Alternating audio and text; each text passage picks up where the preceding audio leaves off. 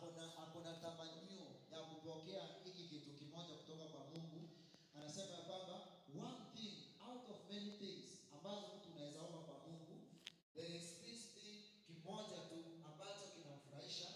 Anaona ya kwamba it's good if I gain only this thing that I want from the Lord. Anasema ya kwamba, and this thing is that he may dwell in the house of the Lord. Yani the desire of David, anakaa katika nyumba ya Bwana siku kipali, aishi katika nyumba ya Bwana sio siku moja.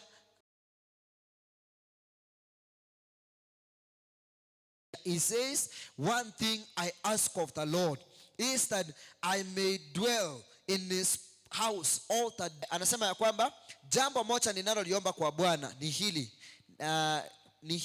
na hili ndilo ninalolitafuta, ni kutazama uzuri wa Bwana na kutafuta na kumtafuta hekaluni mwake. So David ameadmire kukaa in the house of the Lord, iko na uzuri wake. So Daudi anasema ya kwamba mimi naomba tu neno moja, nipate neema na kibali,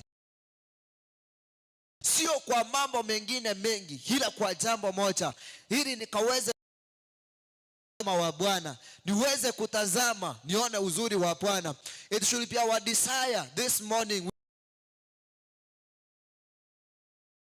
niishi siku zote za maisha yangu kwa nyumba ya Bwana ili niweze kuona. Pia wewe ask, yani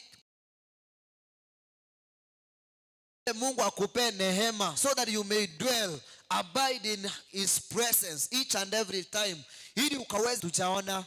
There are mambo mengi ambayo Bwana ameyapanga kwa ajili ya maisha yetu, hatujayapata. Iresponi mwake zaidi kuna mambo mengine ambayo hatuyaoni. Ndio maana anasema atatuonyesha yale mambo ambayo yamefichika. That's why he says which you have never seen. So in the presence of the Lord kuna mambo mengi, but the Lord is saying, call unto me and I will answer you. So here David says that I want to be in the presence, that, and verse number 5 he says that, for he will hid me in his shelter in the days of kutatokea na shida.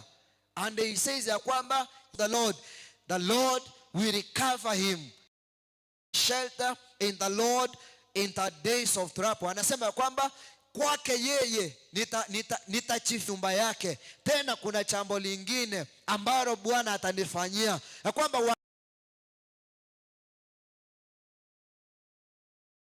kucha kwa njia yangu, then the Lord will give me shelter.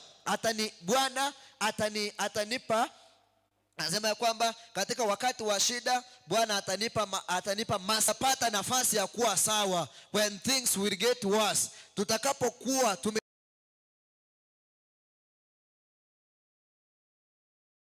tukimtamania Mungu kwa kutamani kukaa karibu na yeye siku zote, he will come.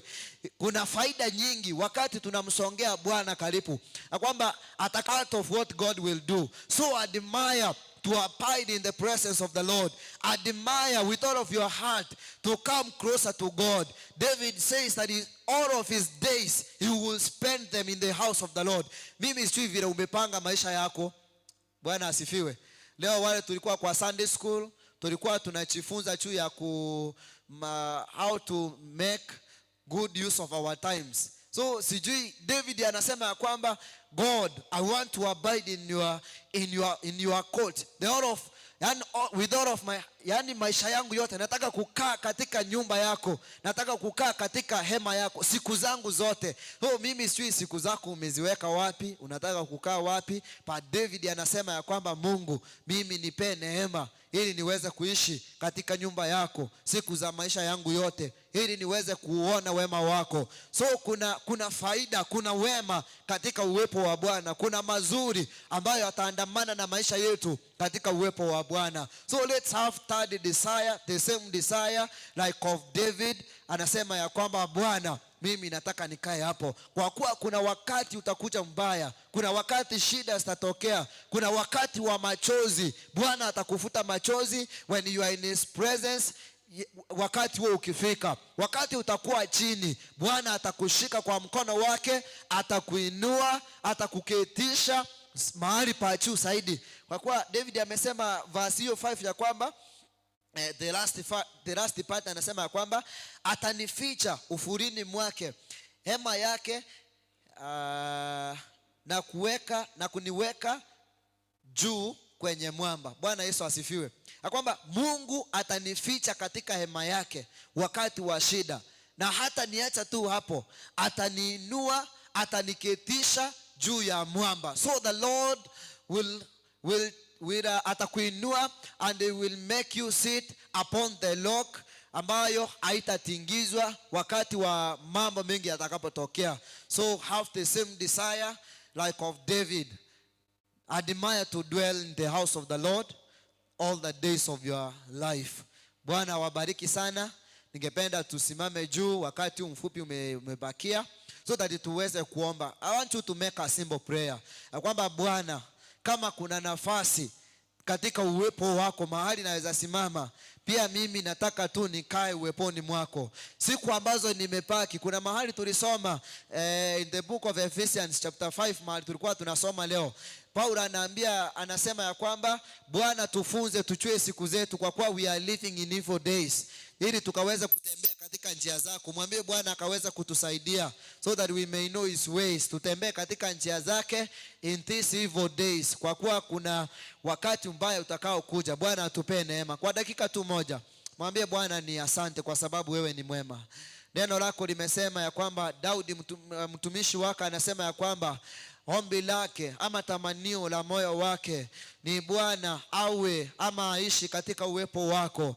Bwana, pia nasi tuko mahali hapa asubuhi ya leo. We have the same desire that Lord you may help us to dwell in your courts, that Lord you may help us to dwell in your presence, that Lord you may help us to dwell in your house all the days of our lives, our Lord, so that we may behold your beauty in the name of Jesus Christ, so that Lord we may proclaim your wonderful deeds that Lord you have done, that Lord you will do unto our lives in the name of Jesus.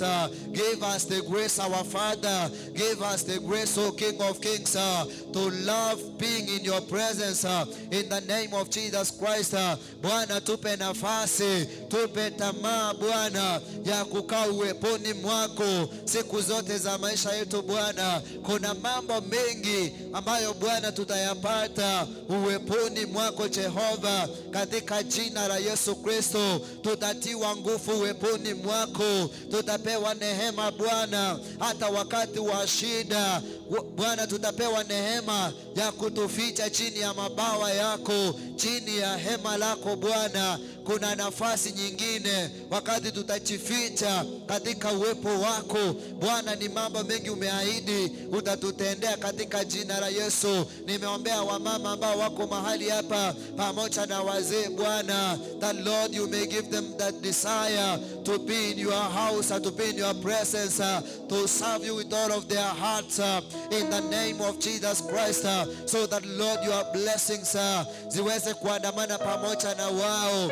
katika jina la Yesu Kristo. Chochote mfalme wetu kitakachoinuka ili kikatutenganishe na baraka zako Bwana, ili kikatutenganishe na kukaa katika uweponi mwako Bwana, tumekikataa katika jina la Yesu Kristo. Tuomba ya kwamba Bwana neema yako iwe juu yetu kila siku Bwana, tukasongee chini ya miguu yako, tukasongee uweponi mwako Bwana, so that Lord we may obtain favor that comes from you in the name of Jesus Christ. Now give us new strength, oh God, give us new desires, oh Lord, in the name of Jesus Christ.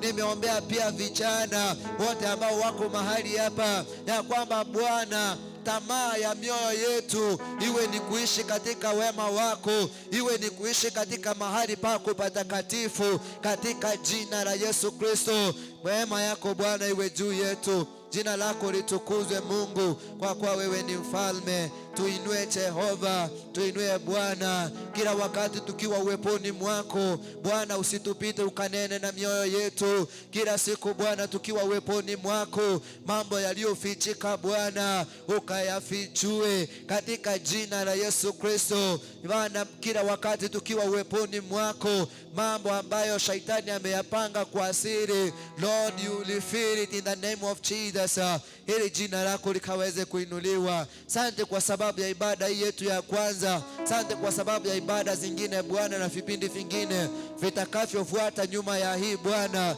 Tunaomba neema, tunaomba kusonga karibu na wewe, tunaomba Bwana kuhudumiwa pamoja na wewe katika jina la Yesu. Wema wako ukatutoshe na jina lako liinuliwe. Pokea sifa kwa kuwa Bwana tumepata neema na kibali cha kukaa katika uwepo wako, cha kusonga karibu na wewe. Siku yetu Bwana tumeinenea baraka. Chukua ushukani ukatutawale, kwa Yesu Kristo tumeomba na kuamini. Amen, amen, amen. May the Lord bless you. Bwana awape nafasi nyingine ya kukaa katika uwepo wake. So tunaweza toa sadaka zetu tukifanya ibada ya kwanza kumalizika, tunapojiunga tena tunapoingia katika ibada ya pili. Na Bwana awabariki sana.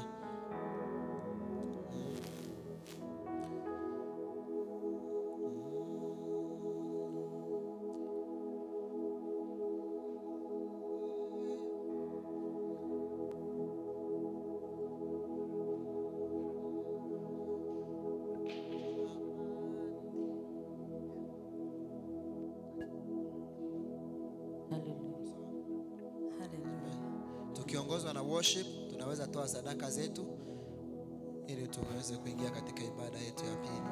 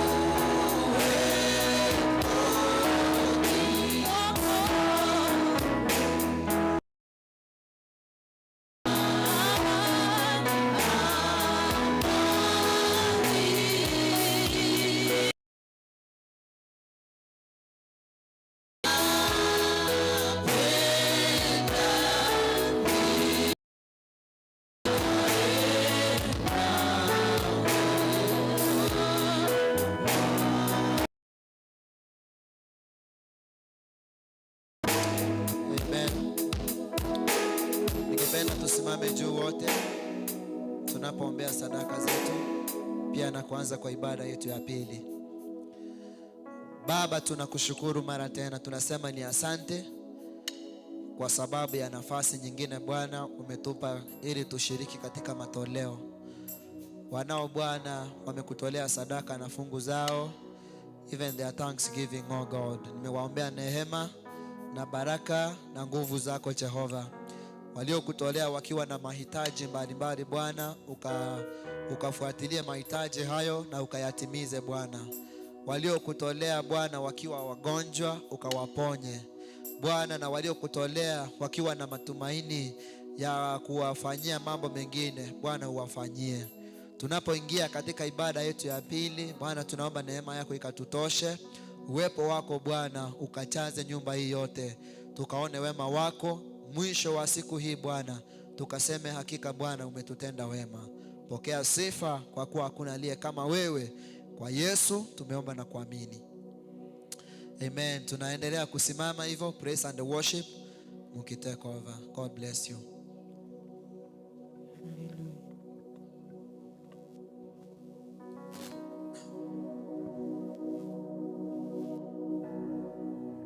Acha tusimame kwa uwepo wa Bwana. Tumwambie uweponi mwako tunataka tukae. Uweponi mwako nikae Bwana. Uweponi mwako nikae Bwana. Milele nikae uweponi mwako. Milele nikae uweponi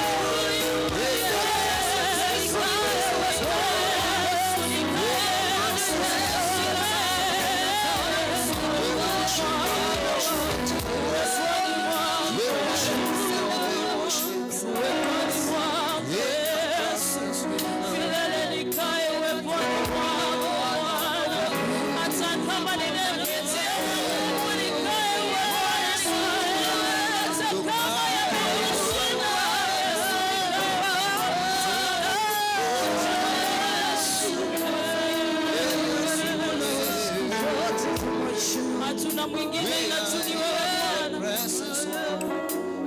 Hatuna mwingine ila tu ni wewe Yesu. Uweponi mwako tukae asubuhi ya leo. Uweponi mwako kanisani na matano ikae asubuhi ya leo. Uweponi mwako ambao kakuwe huko Jehova. Maana hatuna mwingine ila tu ni wewe Yesu. Maana hatuna tumaini lingine ila tu ni wewe Yesu. Maana hatuna tegemeo lingine ila tu ni wewe Yesu. Maana hatuna ushindi mwingine wa maisha yetu. Wewe ni simba wa Yuda, kama wewe Bwana, matendo yako ni makubwa.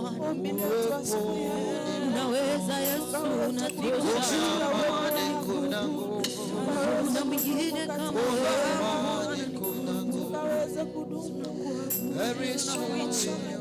Hosanna, Hosanna, tuimbie Hosanna, Hosanna, Hosanna, hallelujah, Hosanna, Hosanna, Hosanna.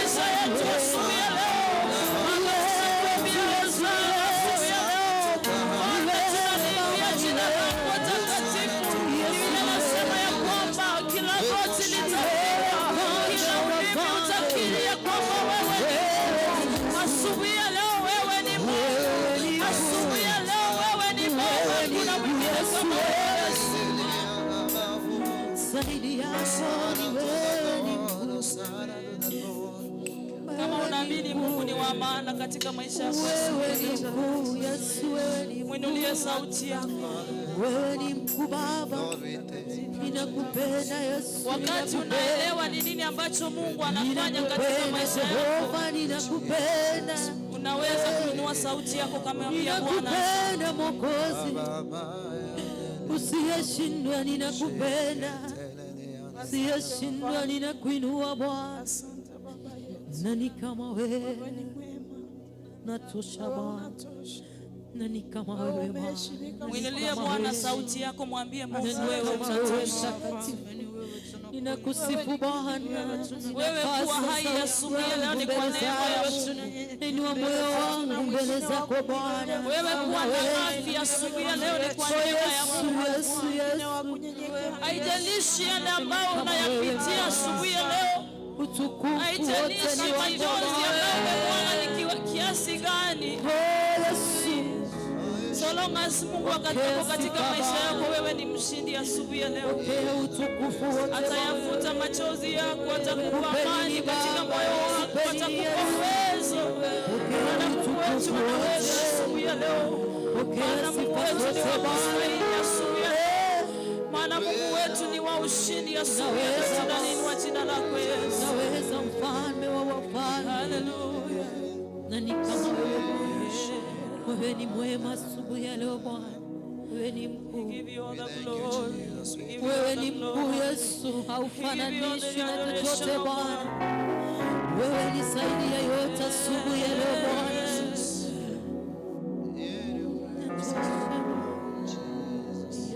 Wewe ni Mungu.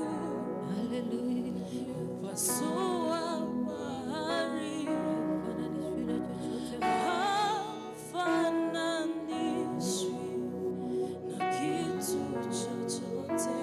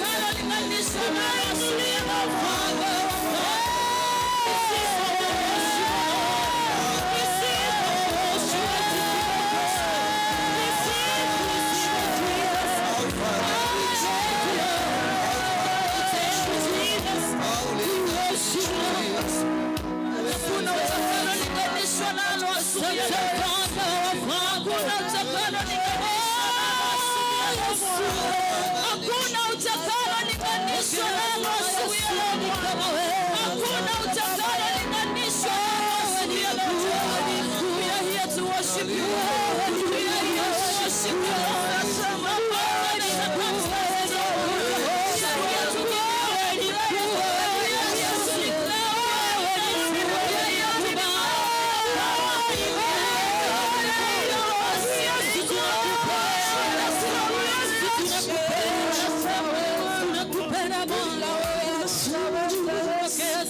Holy is your Lord Almighty.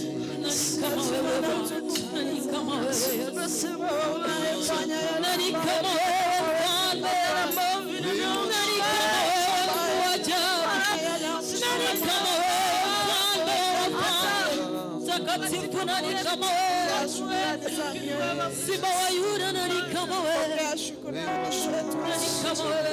Nani kama wewe Yesu? Ungekuwa unaelewa. Unatosha Bwana. Unatosha Yesu, unatosha. Mimi ninaelewa yale Unatosha mtakatifu, unatosha. Ungekuwa unaelewa asubuhi ya leo yale ambayo Mungu anazidi kufanya. Echinechinga kichingienya saa toile tomo saa sita. Ni wakati mzuri ambao Mungu ametupa tumwabudu. Wewe umetoka kwako, umeingia katika nyumba yake. Ulikuja ufanye nini kwani? Si ulikuja umwabudu Mungu? Haleluya. Mbale ngabale nyagitari batari konyara ko iskota chance. Bago debanga nyasare ko moko goroko nchere. Digo nare ko mosasima. Haleluya.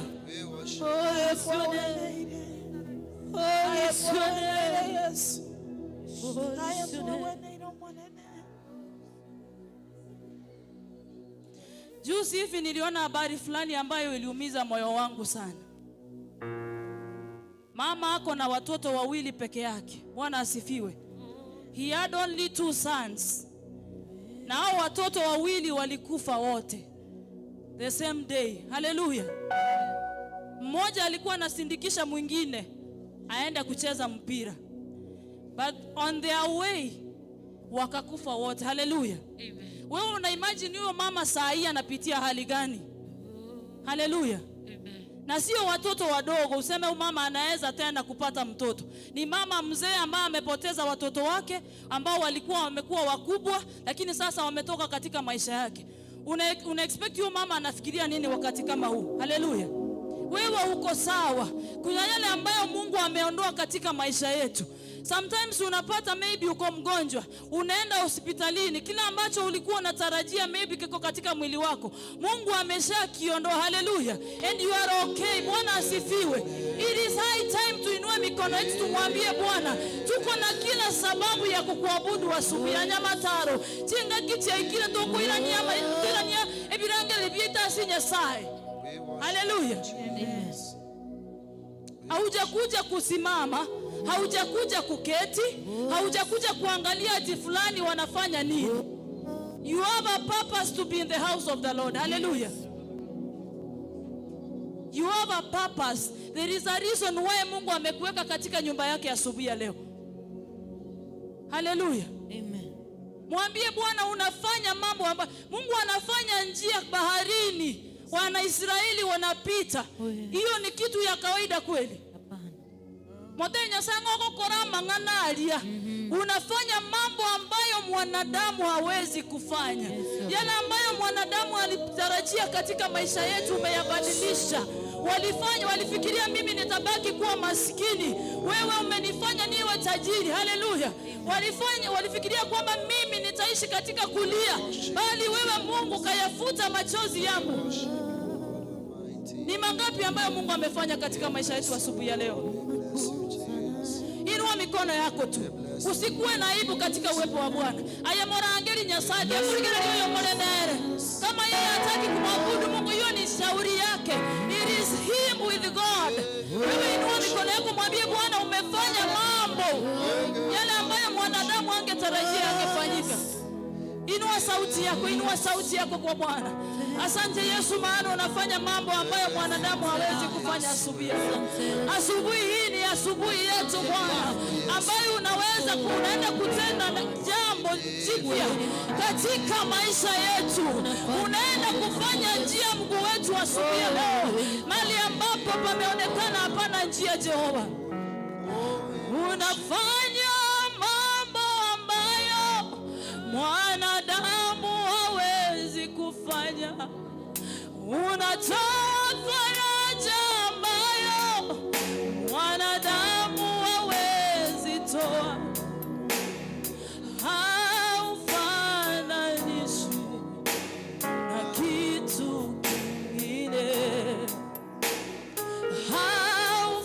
Haufananishwi na kitu kingine. Unafanya mambo ambayo kila maneno kumwambia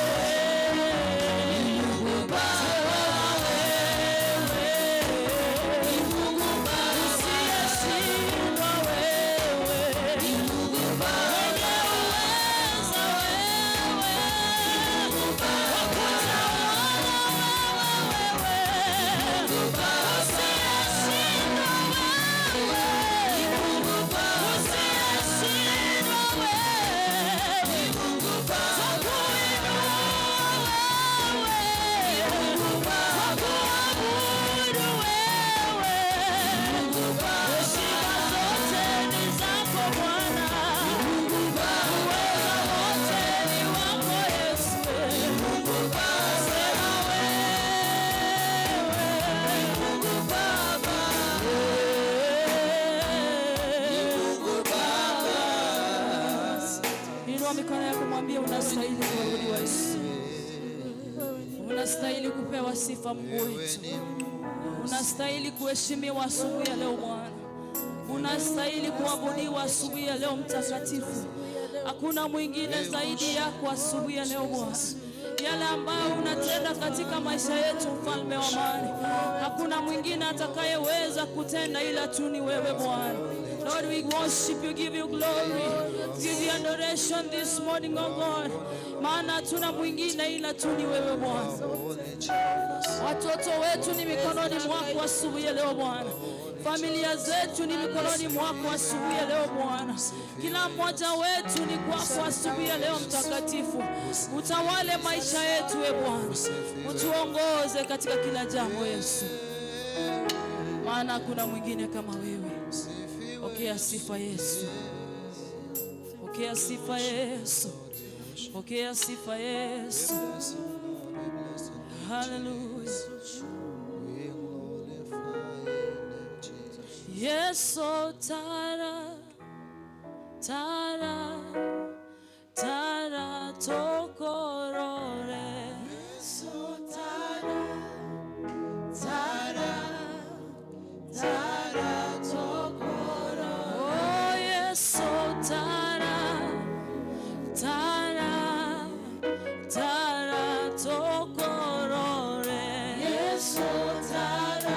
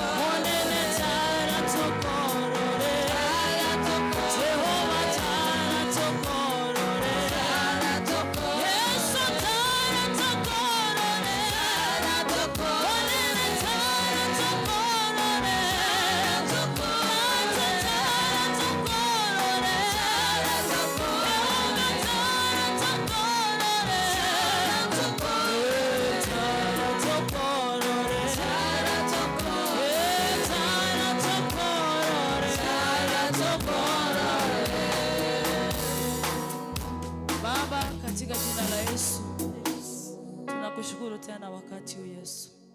Asante kwa wema wako katika maisha yetu. Tunapoendelea na ibada zetu, tunaomba kwamba Bwana ukaweze kututawala na kutembea nazi hadi mwisho wa siku hii. Ni kwa Yesu Kristo Baba na hata kuamini. Amen. Bwana asifiwe. Bwana Yesu asifiwe. Tusalimiane hivi. Bwana asifiwe. Amen. Karibu sana katika nyumba ya Bwana. Jumapili ya leo ya tarehe 13 mwezi wa 7. Naomba nilete matangazo machache. Siku ya leo kwaya inaenda Etora PAG Church. Church kwaya inaenda Etora PAG Church baada ya ibada, na tunawaombea baraka wanapoenda pale. Ni kwa ajili ya kuhubiri injili ya Bwana. Center meeting itakuwa tarehe 26 mwezi wa 7. Center meeting itakuwa tarehe 26 mwezi wa 7, Bethel PAG Church.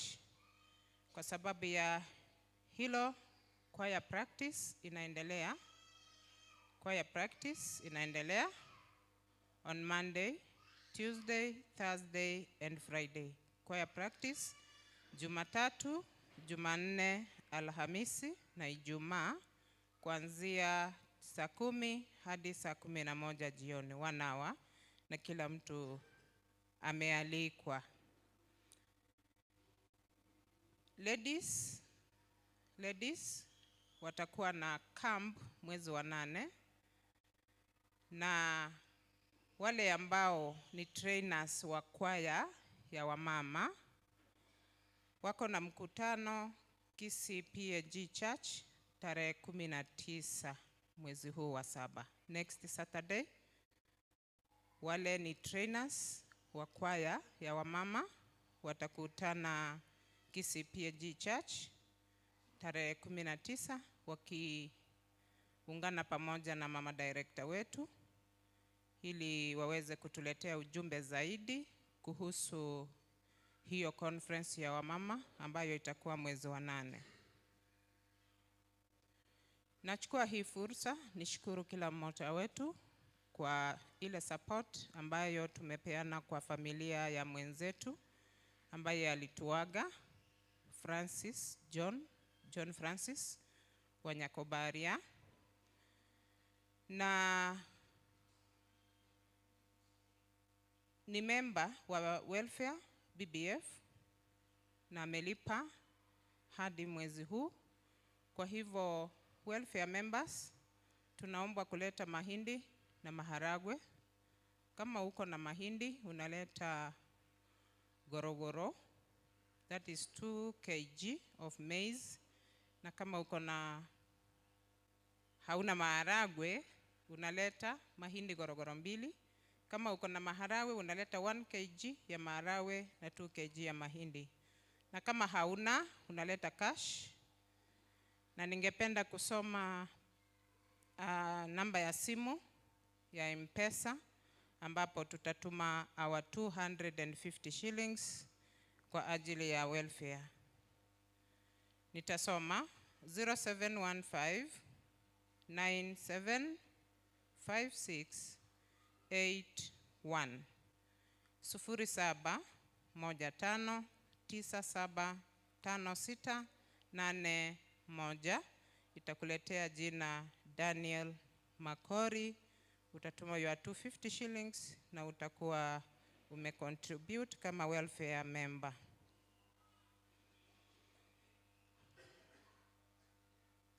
All fellowships Jumatano ijayo, all fellowships on Wednesday tutakutana kwa John Francis ambayo ni Goshen PAG. Fellowship zetu zote, wale ambao tulikuwa tumejipanga mahali tulikuwa tuende kufanyia, hatutaenda hapo. Wote kama fellowships tutakutana Goshen PAG kuanzia saa 8 mchana. Wednesday fellowship zote tukutane Goshen hapo kwa John Francis. Hapo ndio tutafanyia fellowships zetu kuanzia saa 8 mchana. So kwa sababu ya hayo matanga ya mwenzetu, tumejipanga kama fellowships tutakuwa tunakutana hapo kila siku tukisaidia vile huwa tunafanya. Naomba tusikize vizuri ili uweze kujua fellowship yako itakuwa on duty kwa Francis siku gani. On Monday kesho tarehe 14 tutakuwa na Goshen fellowship, ndio itakuwa kwa John Francis. On Tuesday 15th tutakuwa na Jerusalem West fellowship, ndio itakuwa kwa John Francis Jumanne tarehe 15. On Wednesday Jerusalem East ndio itakuwa on duty. Wednesday tarehe 16 Jerusalem East ndio itakuwa on duty. Na nimesema hiyo Wednesday bado tarehe 16 fellowships zote kuanzia saa 8 tutakuwa hapo. On Thursday 17th tutakuwa na Jordan fellowship. Thursday tarehe 17 tutakuwa na Jordan fellowship.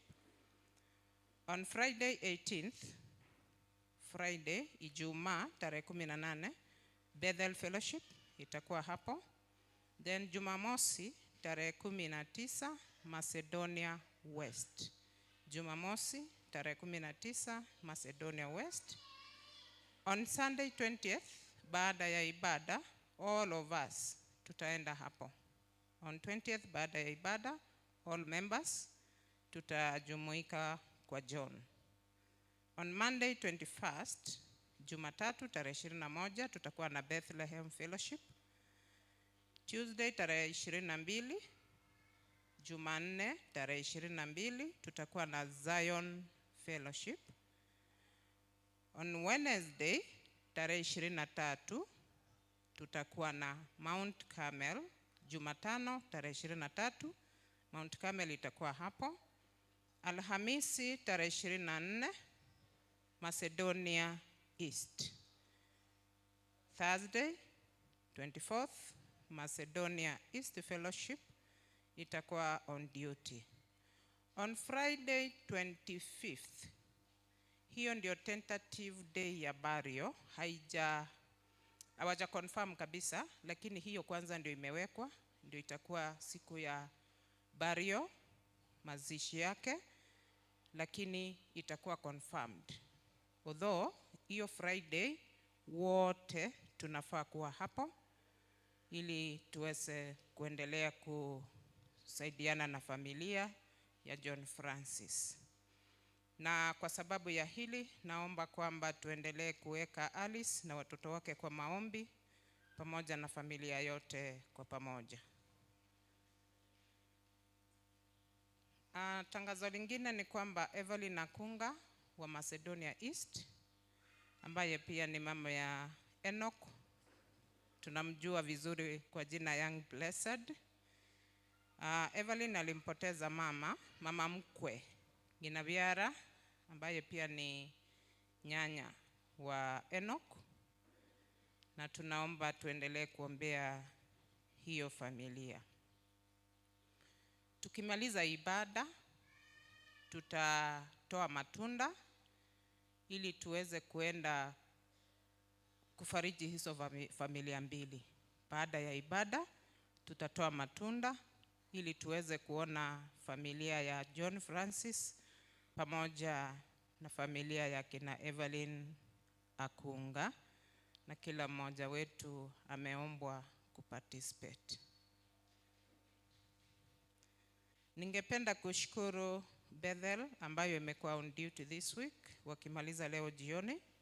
Kuanzia kesho asubuhi tutakuwa na Mount Carmel, ndio inaanza zamu yao, na kwa sababu ya hilo baada ya ibada Mount Carmel Fellowship itakutana na viongozi wao ili waweze kujipanga. Bwana asifiwe. Baada ya hayo matangazo marefu, naomba niachie hapo niende kuleta choirs. Tutakuwa tuna kwaya mbili. Tutaanza na Bethel kisha tumaliziwe na ladies. Bethel Fellowship, karibu.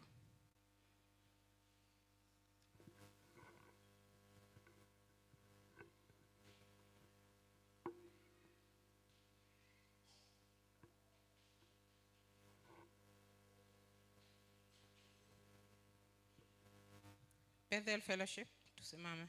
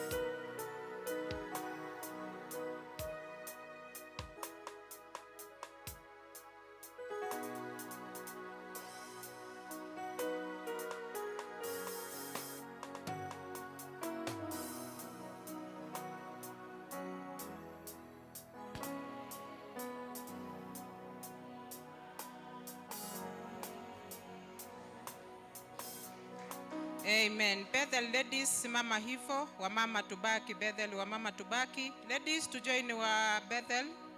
All ladies to join Bethel. Ladies.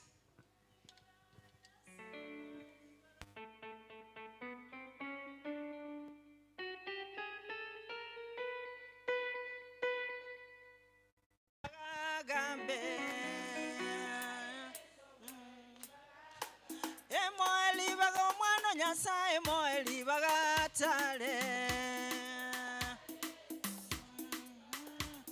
Emoeli baga lero moeli baga kwane. Emoeli baga mwana Nyasaye moeli baga tale.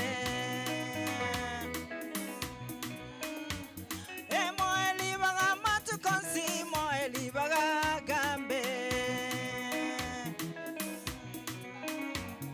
Emoeli baga tata moeli baga kwane. Emoeli baga litukeli moeli baga tale.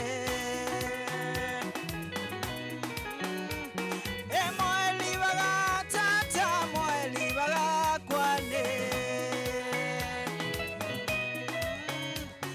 Emoeli baga, Emoeli baga, Emoeli baga, Emoeli baga.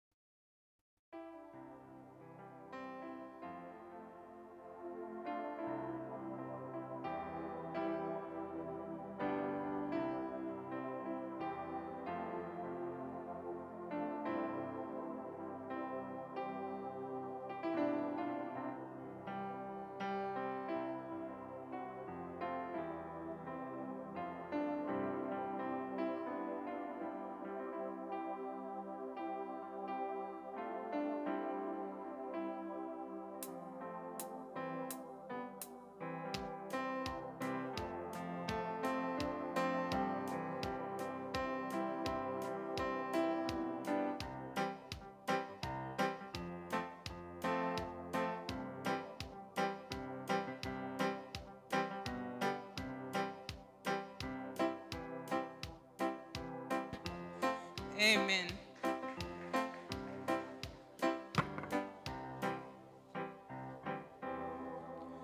Bwana asifiwe. Bwana Yesu asifiwe. Amen. And next week tutakuwa na Mount Carmel pamoja na Solomon Fellowship kama choirs za next week, Mount Carmel and Solomon. Kwa wakati huu ningependa kukaribisha wageni ambao wako pamoja na sisi. Ikiwa wewe ni mgeni ni siku yako ya kwanza kuingia Nyamataro PAG, ama haujakuwa na sisi kwa muda, kwa sababu moja ama nyingine, ninakukaribisha katika jina la Yesu na ninaomba kwamba tubarikiwe kwa pamoja. Ikiwa wewe ni wale nimetaja, naomba unisalute. Kama ni wewe ni mgeni, amen, amen. Tupigie hao wageni wetu makofi. Wageni, naomba tu usimame mahali upo, usimame tu kwa mguu wako. Wale wageni, simama tu hapo ambapo umeketi. Amen. Karibisha hao wageni, na ukiwa karibu na mgeni, naomba unikaribishie huyo mgeni vizuri. Asante. Karibu sana wageni wetu, na baada ya ibada tutakutana, hiyo meza iko hapo karibu na mlango, ili tuweze kujuana zaidi. Asante. Ni wakati ambapo tunaenda kutoa sadaka pamoja na saka zetu kwa kumshukuru Bwana. Na kama hauna cash, unataka kulipa ama kutoa through M-Pesa, tuko na till number ya kanisa na nitaisoma. Niko na till number ya kanisa, nitaisoma: 331388 331388. Itakuletea jina Nyamataro PAG. Ni buy goods, unaenda M-Pesa, lipa na M-Pesa, unaweka hiyo till number, unaweka amount, you send. Itakuletea jina Nyamataro PAG Church. Tusimame wote kwa miguu yetu ili tuweze kushukuru Bwana.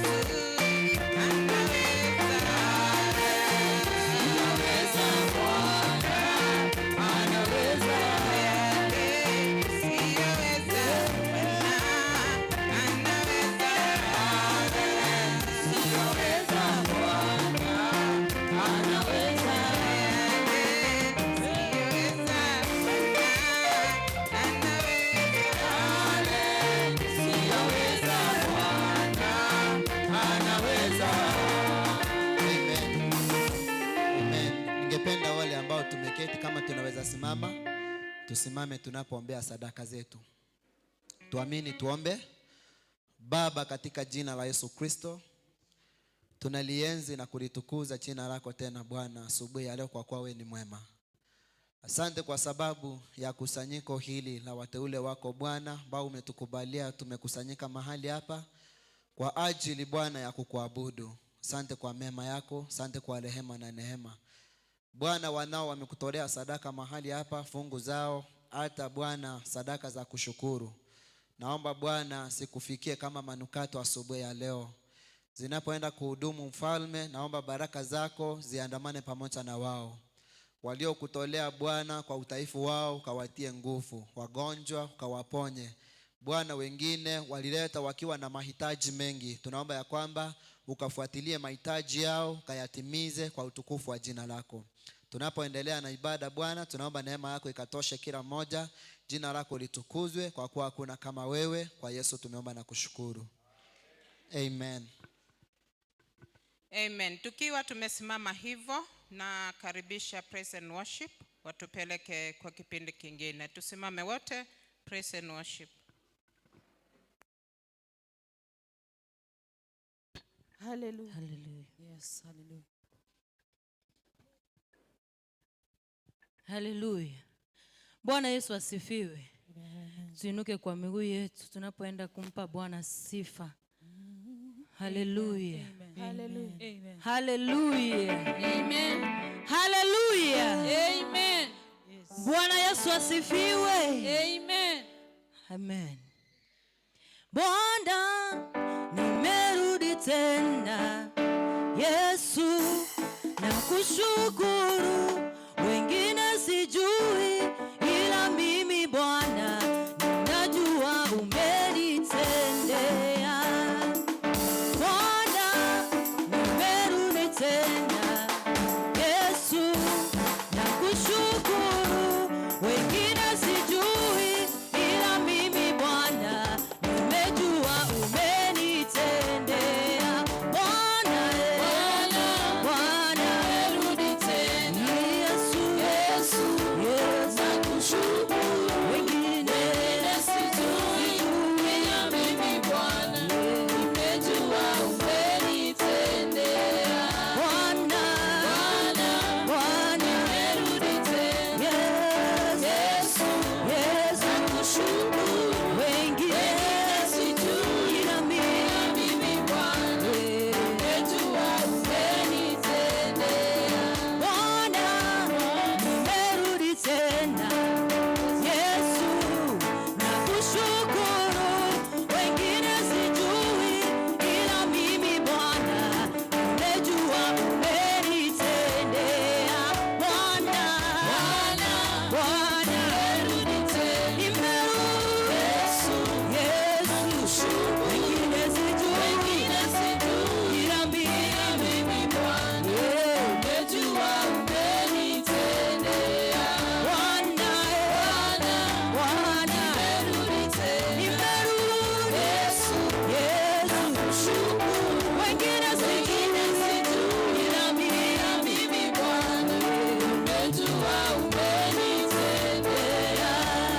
Utukufu kwako tu, na heshima kwako tu. Utukufu kwako tu, na heshima kwetu. Utukufu kwako tu, na heshima kwetu. Utukufu kwako na heshima kwetu. Wapi shangwe na vigelegele kwa Yesu? Tuinue mikono yetu juu.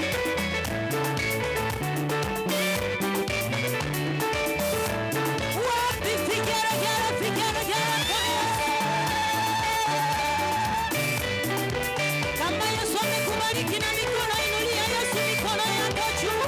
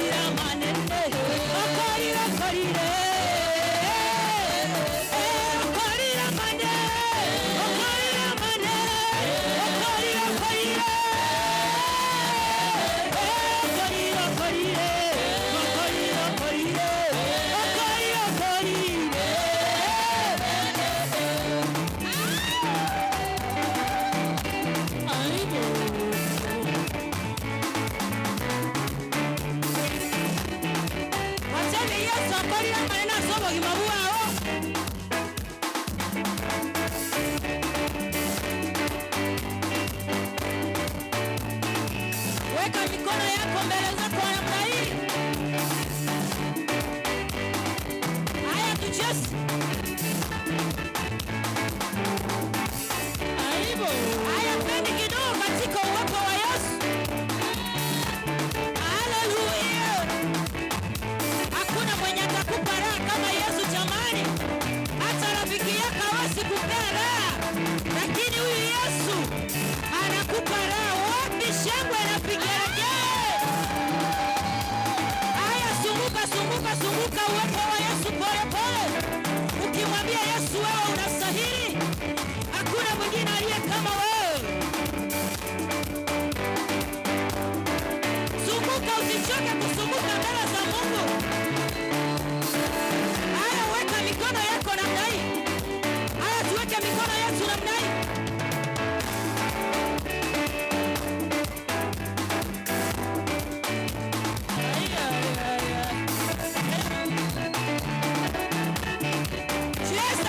Cheza.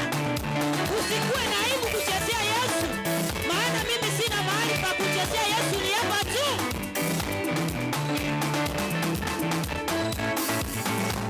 Haya, weka mikono yako namna hii. Mupe Yesu saludi. Haya, ujui kusaludi Bwana. Ukiona saludi ukipeni namna hii. Mupe Yesu saludi. Sijaona ukiweka mkono wako namna hii, wewe unashika tu na Mungu sahihi. Wapi vigelegele wa mama katika uwepo wa Yesu? Haya, weka mikono yako namna hii. Mwambie Yesu I surrender to you.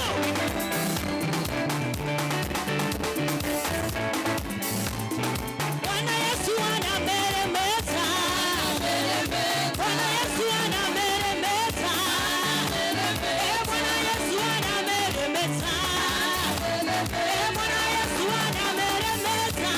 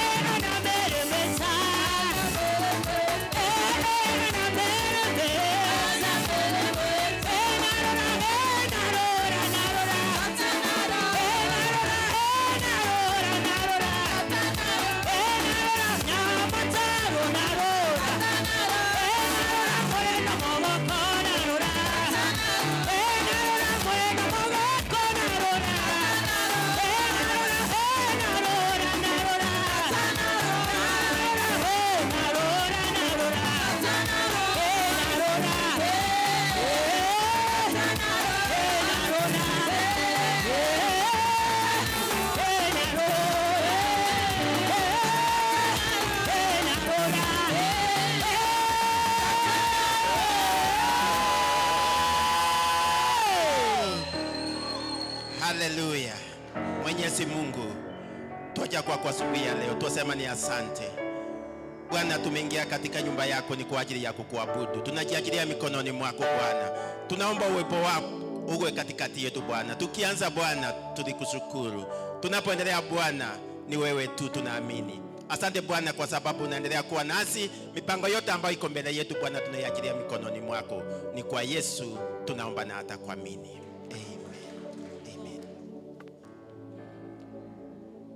Asante sana Praise in Worship kwa kutuongoza katika hicho kipindi. May God bless you so much. Nataka niwakaribishe nyote katika nyumba ya Bwana. Nataka uangalie mwenzako, mwambie karibu katika nyumba ya Bwana. Mwambie vizuri, karibu katika nyumba ya Bwana. Unaweza msalimia vizuri, mwambie welcome in the house of the Lord. Amen. Amen. Angalia pande nyingine. Uko katikati kuna mwingine this other side. Mkaribishe katika nyumba ya Bwana. Amen. Asante sana. Tupigie Bwana wetu makofi kwa kutufika siku ya leo. Amen.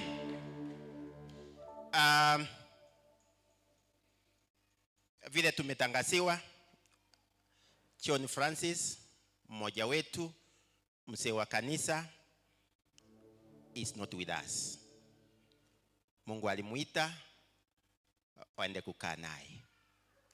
Tuendelee kuombea hiyo familia kwa sababu ya kifo ya John Francis. Who is John Francis? Ukijiuliza John Francis ni nani katika Nyamataro PAG? Labda kuna wageni hawajui John Francis ni nani. Labda umekaa hapa hii miaka yote, lakini maybe haujatangamana na John Francis, haujajua story ya John Francis ni nani. Kwa ufupi, nataka niwaelezee kwamba John Francis is one of us. Amekuwa nasi hapa kanisani kwa hii miaka yote. John Francis, tukisema tuko na kanisa Nyakubaria, tunaita Goshen PAG, is courtesy of John Francis. Bwana Yesu asifiwe. Tukienda kanisani huko vile tumesema on Wednesday, tukutane kwa Goshen PAG, all our fellowships. Ukweli ni kwamba tunakutana kwa nani? Kwa John Francis. Ile kanisa iko huko juu, yeye mwenyewe ndiye alisema nataka kanisa iwekwe kwake. Ni uwanja iko, hatujajenga bado, lakini ni kanisa ya Bwana. Kwa hivyo John Francis ni mzee ambaye alikuwa amejitolea pamoja na familia yake kufanya kazi ya Bwana. To an extent of giving a piece of land. Akatoa shamba lake kwa ajili ya kujenga kanisa la Bwana. Jana tulikuwa huko, kuna wengine tuliulizana kwamba kuna wazee sometimes hata hawapendi kupea watoto wao wale ambao wamezaliwa, hawataki kuwakatia kashamba kadogo. Ukiuliza babako, nionyeshe mahali nitaweka hata nyumba, mzee anakuambia vuonega teko nyarekana bakaka bumbara gosemba hiyo mbaro koko tena njina akosometi kenda koleki uchitafutie shamba. But John Francis went an extra mile, akatoa shamba, nyumba ya Bwana ijengwe. That is the John we are talking about. Alilala on Wednesday, tulikuwa huko, wale ambao tulifika mapema, tukampota ako tu hapo, alikufa kwake. The whole day tuliambiwa alikuwa salama, alitembea kwa shamba yake vizuri, akafanya mambo yake kama mzee yeyote vile anatembea kwake. Okay, hakuna ugonjwa tunaelewa. So at the end of the day, kulikuwa na baridi hivyo, ni kama ilimfunga kidogo.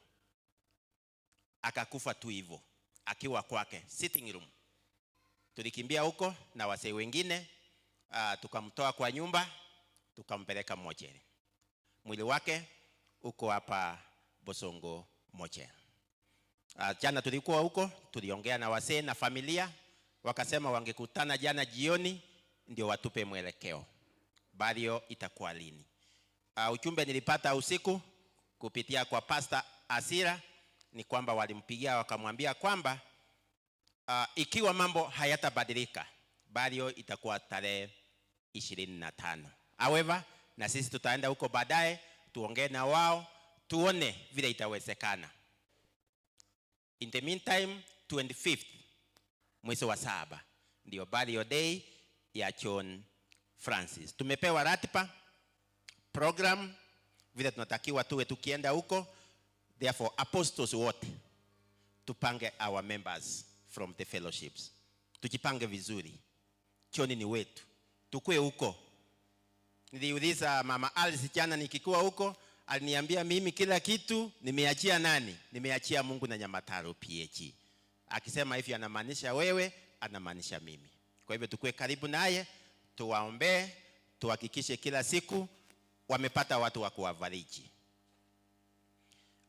In that connection, baada ya ibada, tutajipanga katika makundi matatu.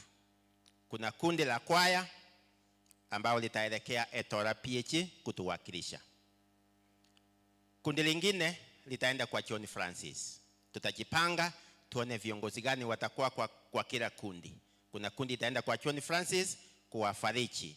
Na vile tumeambiwa mama wetu Evelyn Akunga alipoteza mama mkwe, mother-in-law, who happens to be the grandmother to young blessed Enoch Akunga. Kwa hivyo timu nyingine tutajipanga tuelekee kwa hizo familia tuende tuwafariji. Kwa hivyo baada ya ibada vile tutatangaziwa, tutatoa matunda.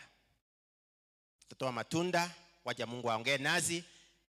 Ile ambao tungelia, wacha tulie kwa kuwasaidia, tupate pesa kidogo, tununue sukari, tununue maziwa, tukienda huko tuwafariji na Mungu atakuwa nasi. May God bless you so much. tunapojipanga baada ya ibada. Leo hii tuko na wageni, secretary wetu wa wilaya pamoja na treasurer wetu wa wilaya wako kanisani. Nataka tuwapigie makofi mazuri. Ni viongozi wetu kutoka wilaya. Asante sana. Kwa sababu ya muda, ningependa kumwalika secretary wetu wa wilaya akuja atusalimie, na baada ya hapo atatuelekeza. Ningependa tumkaribishe kwa non violent, ile ambao ni manyunyu hivi. Tuinue vizuri mpaka akuje. Asante sana, asante sana. Karibu sana secretary. Thank you so much.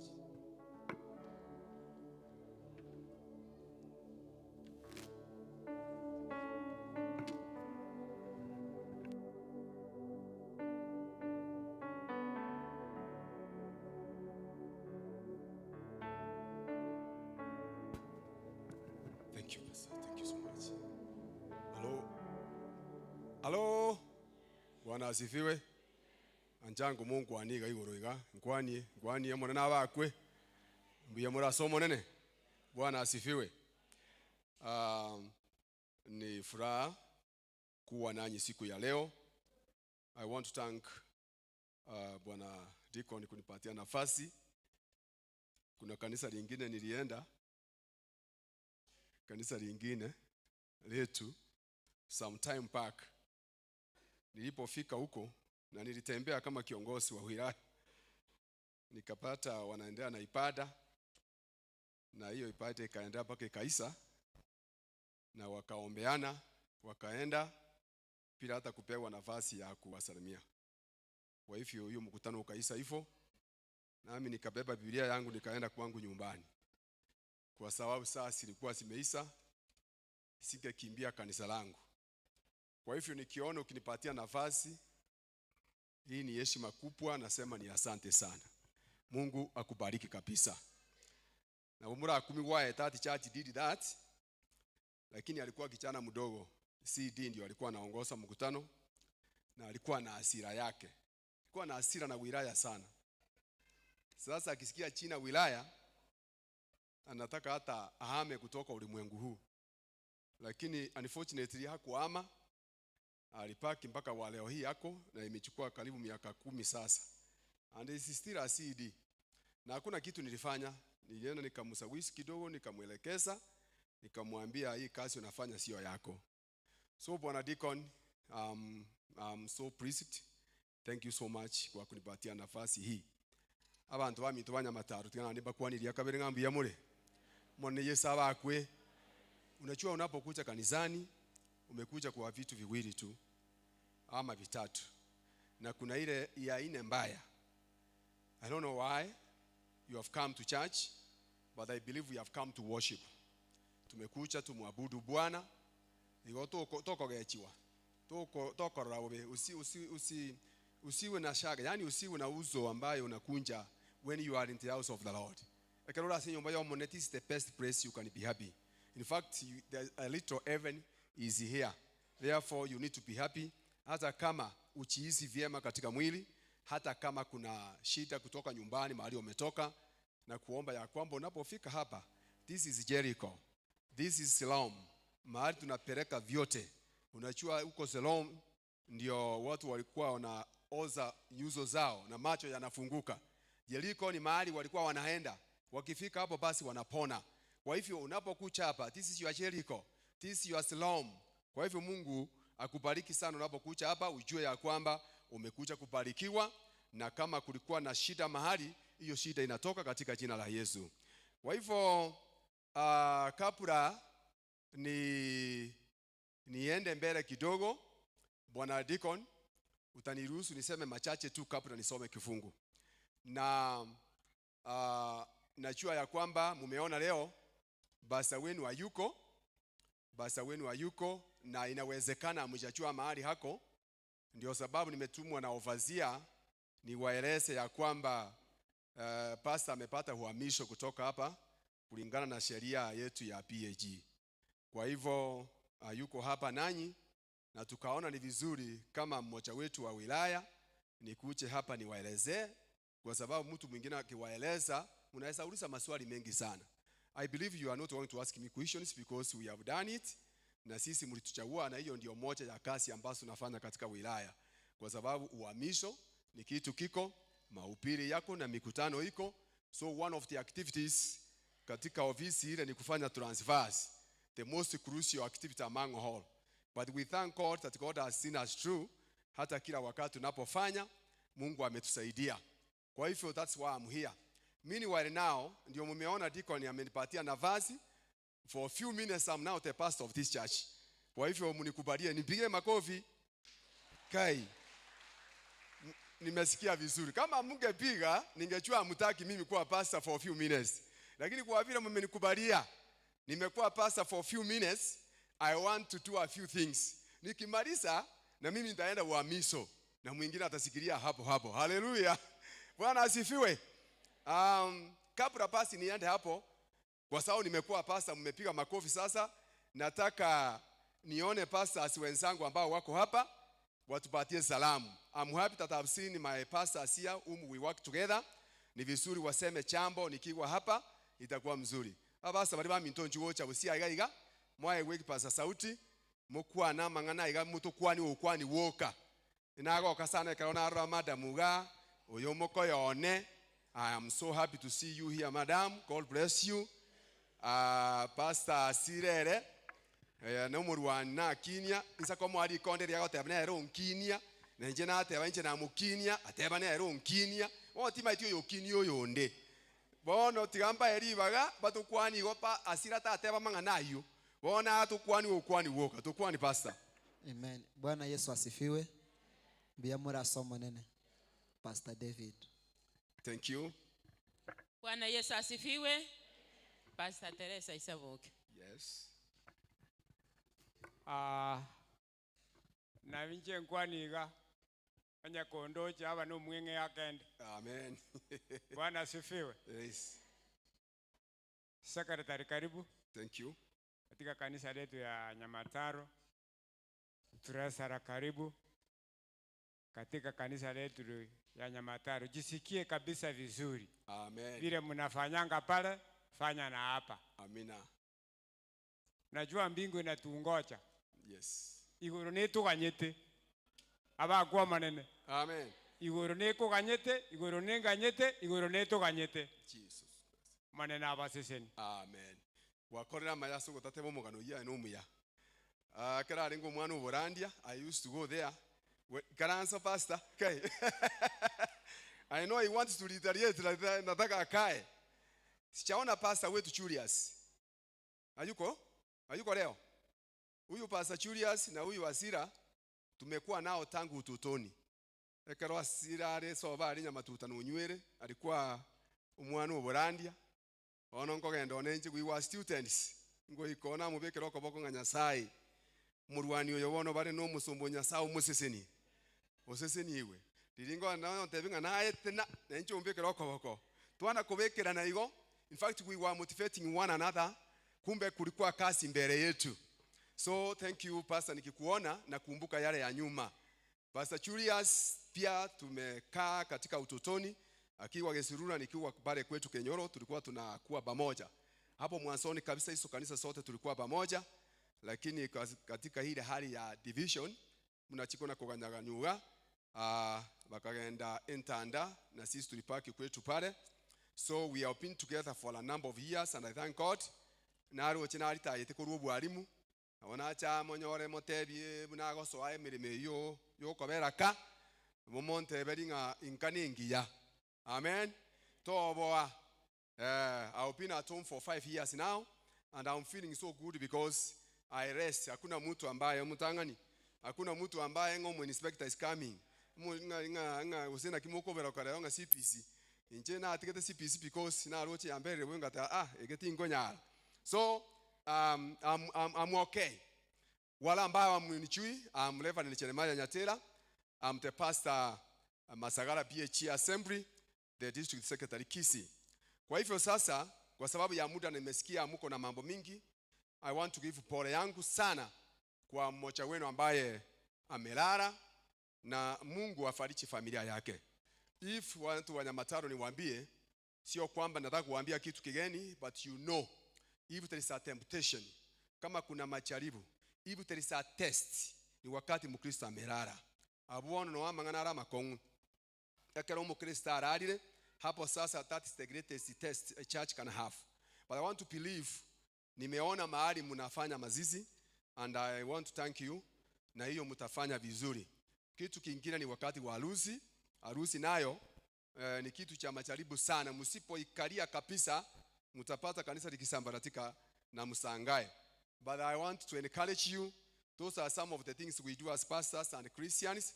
Kwa hivyo hiyo familia na mimi nimeombea, Mungu awabariki kabisa, na huyo mama na watoto wabarikiwe.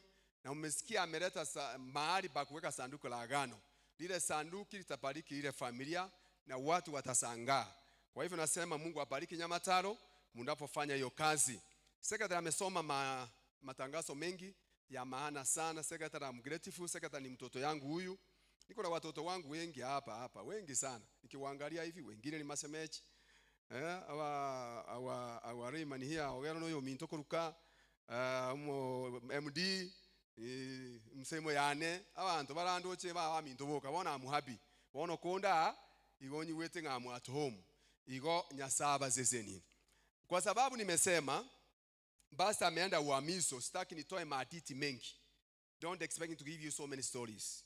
Basi ameenda uhamisho, na katika kikao chetu cha wilaya tulionelea kanisa haliwezi kupaki bila pasta, na tukaona wacha tukuche ili tusimamie hii kanisa kama pasta wa kanisa hili. Ndio sababu nimewaambia nimechukua usukani kwa muda mfupi kusimamia kanisa, because hatutaki kuacha mwanya kanisa lipaki bila pasta. Kwa hivyo tuko na with me, I have come with a pastor. It so happens he's one of the leaders in the district. Kiwango changu na yake sinarengana hivi, sinafuatana hivi. Kwa hivyo tulipokuwa pale ofisi tulikaa sana na kuangalia na kuona. Sisi tumekaa ofisi. I'm happy that my overseer na mimi tumekaa ile ofisi kwa miaka sasa, and God has given us the grace na tumechua many of our pastors what they had. Na mchue pastors pia ni wanadamu. We are human beings, so we can learn one another. Kwa hivyo tunasomana, tukaona because pastors stayed here for 6 years now, it's not bad akipata transfer aende kwingine asaidie huku, kwa sababu tunaangalia talents. Tuchue huyu anaweza kuenda bare asaidie mahali bare, na huyu akienda huku pia atasaidia. So the one I've come with, I believe is going to do that part which has remained. Na akimaliza na yeye ataenda, na mwingine akuche with another talent na yeye afanye, akimaliza na yeye aende. So sisi pastors ni kama wafanyikazi wa serikali. Tunaambiwa unakaa chonjo any moment. Kwa hivyo unapata uhamiso na unaenda, and there is no question. Unaenda, ukiendelea ku question very soon utafloat, utashindwa mahali pa kwenda, because unaambiwa enda, unaenda. Ukisema na la utapaki hapo, wakristo wako wakukatae. Mahali ulikuwa unaenda, pasta mwingine amechukuliwa pale. Sasa utasimama na utakuja tena kwa wale watu tu, uwaambie sasa nitakuacha. Tukuambie sasa utakaa tu, tukipata mahali utaenda. You are floated. So na shule ni hivyo. Mwalimu akikataa transfer, anakataa. Obisi namwambia basi, enda mahali nyingine aulize. Ukienda corridors, wanakuambia hapana. Enda mahali ulitumwa kwanza, alafu ndio ukuje tukusikize. Akienda huko, principal anamwambia ulikataa kuja hapa, sina nafasi yako. Anaenda, anarudi, anaenda mpaka ana float. Kwa hiyo mtu ataacha kazi. So hii kazi ya Mungu pia ni kazi ya heshima, ni kazi ambao Mungu ametupea. Alitupea mwito mkuu na lazima tuitikie. Kwa hivyo mtaniruhusu kabla nisome maandiko kidogo, mtaniruhusu nilete mchungaji wa kanisa hili ambaye ni mchungaji mpya, ili nami nikitoka nisiache nafasi katika kanisa hili. Na nikifanya hivyo, kabla nimlete, nitauliza bwana Deacon kwa heshima kubwa, kwa sababu wewe sasa ndio ulisimamia na wewe ndio umenipea hii nafasi. Usimame tu nikuambie kitu. Utasonga mbele kidogo tu, songa mbele kidogo tu. Na ukipenda utasonga hapo, mwisho hapo tu. Asante sana. Huyu ndio Deacon wetu wa hili kanisa. Tangia pastor apate nafasi ya kutoka, huyu ndio amekuwa amesimamia. Na kwa hivyo, kwa sababu immediately you receive a letter, even if you have not reported, you cease to be the pastor of that place. Kwa hiyo pastor wetu alipopata barua, tuliongea tukaambia Deacon, utasimamia mpaka siku tutaleta mgeni. Kwa hivyo ofisi overseer akaona ni vizuri. Najua wakati mwingine mamlaka nayo, kwa sababu pastor nilikuwa namletea nyinyi ni yule ambaye tuko almost the same level. Kaniambia wewe ndio utaenda, kwa sababu sisi watatu tunakaa meza moja. So one of us is going to take one of us, one of our own. Kwa hivyo niko na huyo pastor hapa na nitamleta. Thank you Bwana Deacon, simama vile ulivyo. Let me see the secretary of this church. Kindly, mshana wangu, nafurahia kazi unafanya. Kucha hapo, kaa karibu na Deacon, msimame muangalie mkutano. Tufanye mambo machache tu. Itakuwa mzuri, umetangaza vizuri, wewe uko fit kabisa. Kwa hivyo, nilipokuja hapa kuchagua, kumbe nilichagua watu ambao wanachua kazi yao sana. Kufika hapo, tunahitaji tumuone treasurer wa kanisa hili kama yuko, afuate secretary. Afuate secretary. Treasurer wetu tafadhali. Kucheni mbele. Haitakicheni mbele. Haraka sana. Na wewe simama karibu na secretary mwenzako mnaofanya kazi pamoja katika kanisa hili. Treasurer kwa heshima kubwa amekuja, na napenda kumuona mama director wetu kama yuko, naye asimame upande huu. Wanafuatana tu hivyo. Wanafuatana tu hivyo. Naye asimame upande huo. Na tunapofika hapa sasa, nataka nimuone yule ambaye ni CD director wa kanisa hili, naye asimame. Hawa wawili ndio departmentals. Wanasimamia departments. Kufika hapo nataka nimuone yule ambaye anaitwa MD.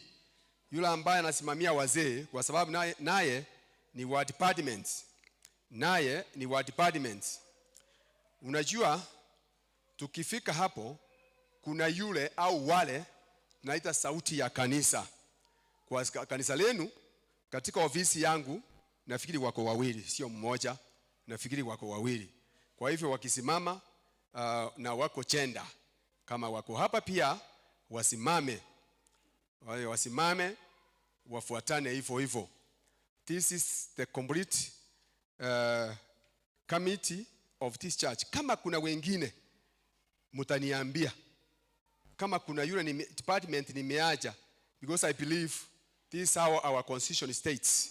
Hawa ndio viongozi wa kanisa. Wakati ule nilikuja hapa nikawasimamisha hivi, nikavunja kamati, nikawaambia wasalamia, wakaenda wakakuwa raia wema.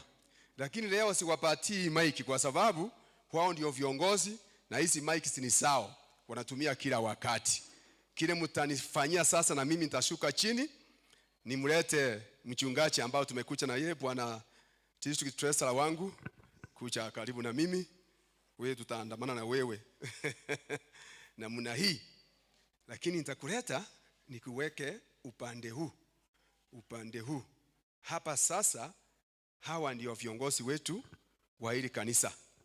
Kwa nini hamtaki kuwapatia makofi? Lakini asante sana. Kama kuna aliye na picha atatupiga wakati nimeombea hawa. Kwa hivyo na wasihi, sitaki nisome kifungu because of time. Na wasihi mkubali niombe mchungaji mbele ya kanisa wakishikana mikono na wanakamati wake. Amen. Thank you so much. Unajua kama mtu angekataa hapo sasa ningejua kuna shida hapa, lakini wamekubali. Bwana asifiwe. Hii kanisa tutende euro 20. Tutende euro 20. Tutende euro 20. Buna bariga waweke mkono hivi. maboka ya narago sesenia omonene Nyasaye tata omwana n'omuikomo chenu katika yale mamlaka ovasia wangu alinipea nimulete mchungaji wa hili kanisa ambaye ni mchungaji mgeni katika jina la Baba na Mwana na Roho Mtakatifu. Mungu, nimetimiza yale ambayo niliambiwa na nimewaweka mikononi mwako. Huyu mchungaji na wanakamati hawa kuanzia saa hii na tarehe hii na dakika hii wameanza kazi rasmi kama kamati, the board of deacons katika kanisa hili. Huyu mchungaji nimemuombea mema, nimemuombea baraka na ushindi katika kanisa hili. Umemhamisha kutoka kanisa ambalo alikuwa. Tumekuwa washahidi katika kanisa ile alikuwa, kazi nzuri ambayo imetendeka huko. Na kwa vile amekuja hapa siku ya leo, baba wangu, tumemweka mikononi mwako ili aweze kusiti ile kazi amefanya pale. Katika jina la Yesu Kristo, umsaidie wakiwa pamoja na deacon wake na secretary wake na treasurer wake pamoja na our departmentals na our CD na reis ambao wanafanya kazi pamoja. Aserietari ya Yesu Kristo obasesenie. Totigo ndare merwe Nyasaye kyagara abana bao. Okorege kone asikiro mochi asama sesenia. Ekene batebe ngemirimo tokora ne yogo seniere. Buyamona asenge ncho kwa baireri bagerio na buyamona asenge ncho kwa basendie na mutigira se kanisa ya Nyasaye kore emirimo yao. Gonko genda nkoira na guchi office Nyasaye. Chiripoti ndaire naro rechingira somo chiona makarabisa amaya. Nyasaye na amanyire no basenne ntuno seni mune wiraya. Mosese ni kawa kore emirimo ya Nyamataro. Ekera kominyoka chiyo museri. Ekera kominyoka se emirimo y'abangina. Ekera kominyoka se emirimo y'abasayi. Ekera kominyoka se emirimo y'abagaka. Ekera kominyoka se emirimo ya ovisi eri yago kora Nyasaye. Ekera kore emirimo y'obutureza babwe wiraya. Tata to mutiga. Omurwanire emirimo ene meritere lakini nemiyere yo gosesenia. Bono moseni ekera kwa moire emirimo menge chigotie chionsi abekire Nyasaye no mubwatisie. Nasabire nkwegena waiguro gosaba gwito na ine no baseseni na inde mbakora amaya ne kanisa enega ndebosio ime ya Yesu Kristo oyoro mutorio ito. Amen. Kubatene ine igonta getemba bwato koboko iga ne rambu ati korumagega tubabwato koboko iga tubaseseni iga Nyasaba toero obuya Nyasaba toero obwanjani biyamono kegima biyamono basta ira na aribono ondore ngoro gotwake tenere eria bono ba Isaya ko wapi Isaya, thank you utate barusi ebicheyega na riera achakorora kananga ingiro obisi ntebo mo basiase wanto meteni mefikisa na kasi imetendeka katika jina la Yesu Kristo. Thank you so much. Amen. Thank you. Abarai ikaransa komuranje. Pastor tenabunoleo. Uchakera bono asiritaria tata n'umwana umwikomo chenu nayo mpaso Nyamataro. Maitenche no mogeni naringi. Bono paso Nyamataro na ko iri kondo ogenderere program.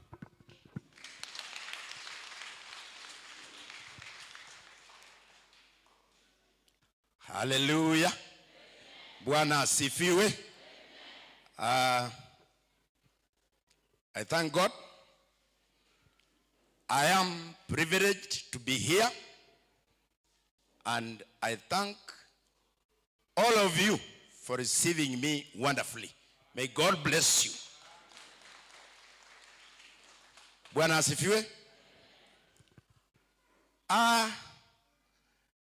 It is not easy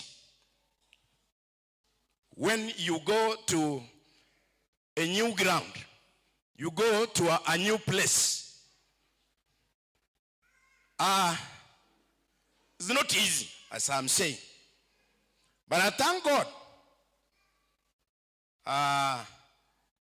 I'm here. You have received me. Now, we have to move together. Praise the Lord.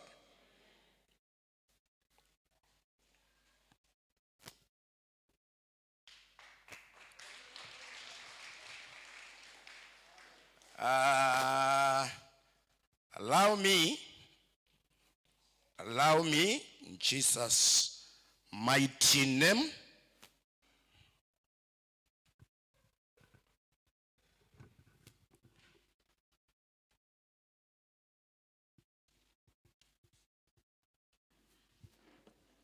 I will be very brief because, but I want to ask you, let's sing this small stanza as we move on.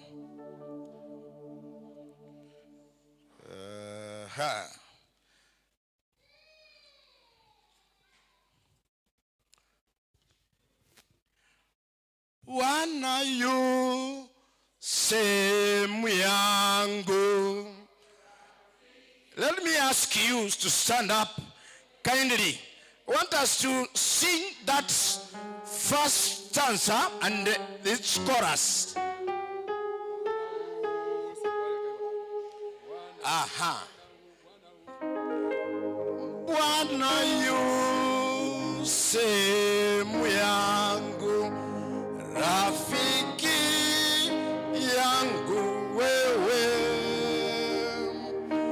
tika safari yangu natembea na wewe, moja na wewe, pamoja na wewe, katika safari yangu twatembea na wewe. Thank you. Let's leave it as us because of time. Father, in the name of Jesus, I thank you and I bless you, Lord. It is not easy, but I want to say, Lord, you are great. There's none like you. Today I am privileged, my God, because of your will, to stand before this altar of Nyamataro PAG. How do I pray for blessings? How do I pray for your great help? How do I pray that you move together with us? I refuse anything, any transgressions which will raise up in this church, in our journey we have started today. Be with us, Lord, as we move on. In Jesus' mighty name I pray. Amen. Now, I want to say this. I thank God. Thank God for you. I promise to be fair, to be honest, to be accountable, and to be humble in Jesus' mighty name. Praise the Lord. How do I pray that this is God's work? How do I pray that we walk together, we agree, and then you will see Nyamataro great as it was in Jesus' mighty name. Praise the Lord. Today, being a day that you are welcoming me, allow me also invite my able secretary. We work together so that again he can lead us to another level. Maybe if there is anything, we will talk and we will move on together in Jesus' mighty name. So secretary, karibu. God bless you. Amen. Sasa nikaribisha kama pasta wa station. Bwana ungariga ni mnumu pasta wa station. Umona na bakwe. Bwana asifiwe. Toigora kitabu kiaruka. Unajua wakati mwingine nashangaa tunasema Bwana asifiwe, yani mtu anakuangalia tu. Hapa Kristo banya mataro. Umwaondoka singenjo nabale turumu pasta. Umwaondoka. Umwaoa. Ngakirene ngo bate Bwana asifiwe. Umanyete hata kama kitu kimeharibika lakini Yesu atasifiwa. Amen. Bwana ngote Bwana asifiwe naye ng'omoyo. Bwana asifiwe. Oh yes, the book of Acts, the book of Luke chapter 19. Kitabu cha Luka mtakatifu, mlango ni wa 19. Mlango ni wa 19. Kama umepata, hebu na tusome na nyinyi. I'm taking very few minutes to read some few verses ili na mimi niondoke katika jina la Yesu. Kama umepata, na tuombe. Mwenyezi Mungu, katika jina la Yesu Kristo, wewe ni Ebeneza. Umenipa nafasi hii kusimama kwenye haya matibao. Tumesema ya kwamba haikuwa rahisi, lakini mkono wako unatenda mema. Asante kwa sababu umetubariki, na asante kwa sababu utabariki maandiko. Ni katika jina la Yesu naomba na kuamini. Amen. Nimesema mimi ni pastor wa Nyamatalo. Pokea salamu za ofasia wetu katika jina la Yesu Kristo. Amen. And Jesus entered, passing through Jericho. And behold, there was a man named Zacchaeus, which was the chief among the publicans, and he was rich, and sought to see Jesus, who he was, and could not for the press, because he was little of stature. And he ran before and climbed up into a sycamore tree to see him, for he was to pass that way. And when Jesus came to the place, he looked up and saw him, and said unto him, Zacchaeus, make haste and come down, for today I must abide at your house. And he made haste and came down and received him joyfully. And when they saw it, they all murmured, saying that he has gone to be a guest with a man that is a sinner. And Zacchaeus stood and said unto the Lord, Behold, Lord, there are for my goods I give to the poor, and if I have taken anything from any man by false accusation, I restore him fourfold.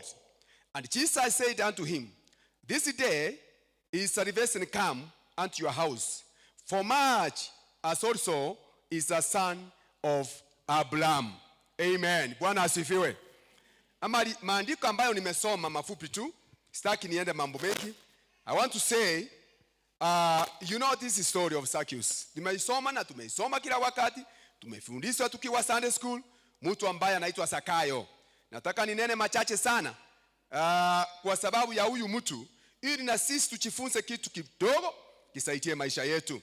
Zakayo, mtu mfupi. Tumetengeneza nyimbo, tumeimba maneno juu ya Zakayo.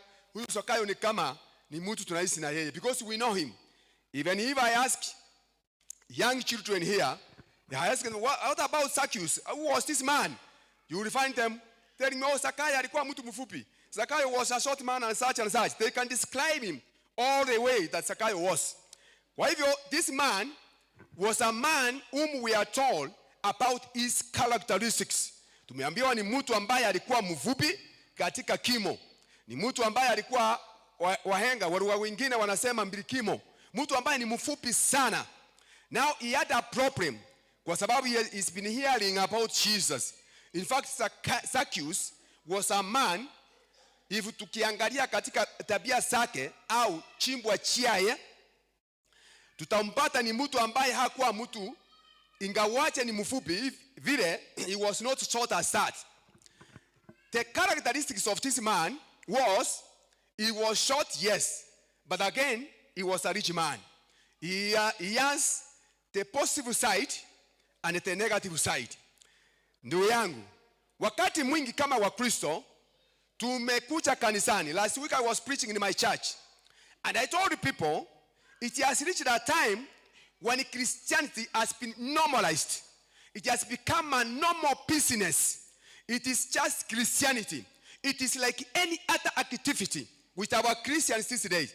I'm not talking of this church, but I'm not talking to humanity.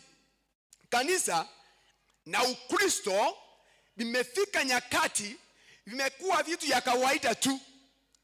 Imagine when you got saved, wakati uliokoka, and for sure if you got saved, because when I talk about salvation, remember I had a topic in my Bible study which I concluded recently. I was teaching up in my church about salvation. Nikafundisha juu ya wokovu kwa muda kadhaa, na ikafika wakati nimemaliza miezi mitatu nikifundisha juu ya wokovu peke yake. Mwisho na conclusion nikapata watu wakilia wakisema haya maneno sijawahi kuyasikia. Well, I'm a Christian, now I am in between there. Nimeachwa tu ya mataa. I don't know whether I'm saved or I'm not saved.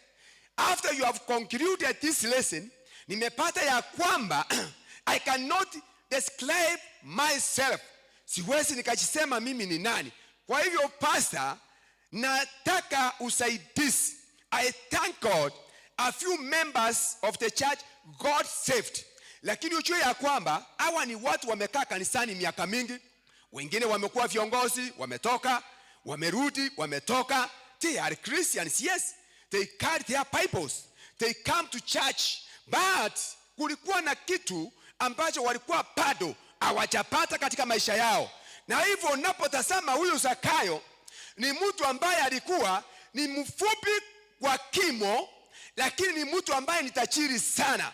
Ukimsoma you will realize is a man who had a lot, he had gathered a lot of money. He was rich. He was a man of a position. He was a man of a high rank. Because wamesikia hata Yesu katika haya maandiko kitabu kinamtamuka mtu ambaye he was a special man. Mtu ambaye alikuwa mkubwa katika watoza ushuru. Kwa hivyo ni mtu ambaye alikuwa anaheshimika katika sehemu ya utajiri. Lakini sehemu nyingine ni mtu alikuwa anatarauriwa sana kwa uchinga na ukatili wake wa kuiba. Because these people, ukiwaangalia tax collectors, for those theologians, munachua tax collectors, if there was anybody in that community who was hated, was a tax collector. Yankereta aseke usiga.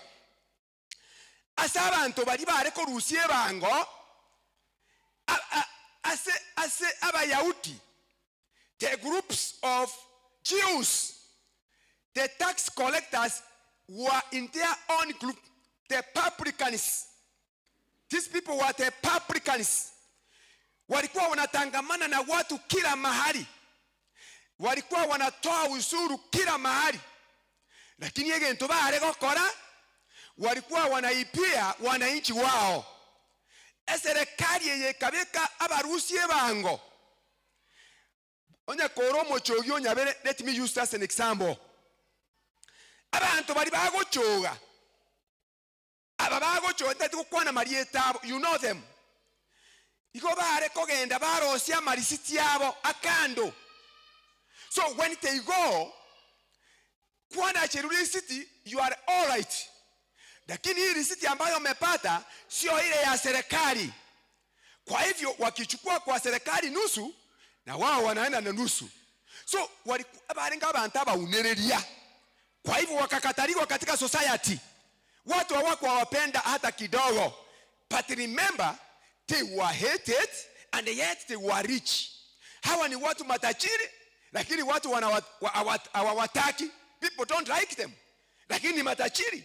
You know, unaweza kuwa tajiri na watu wakukatae.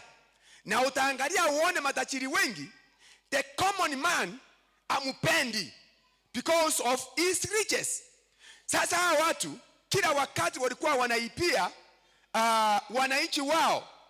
So this man had a position, in fact, a chief tax collector. He was a chief tax collector.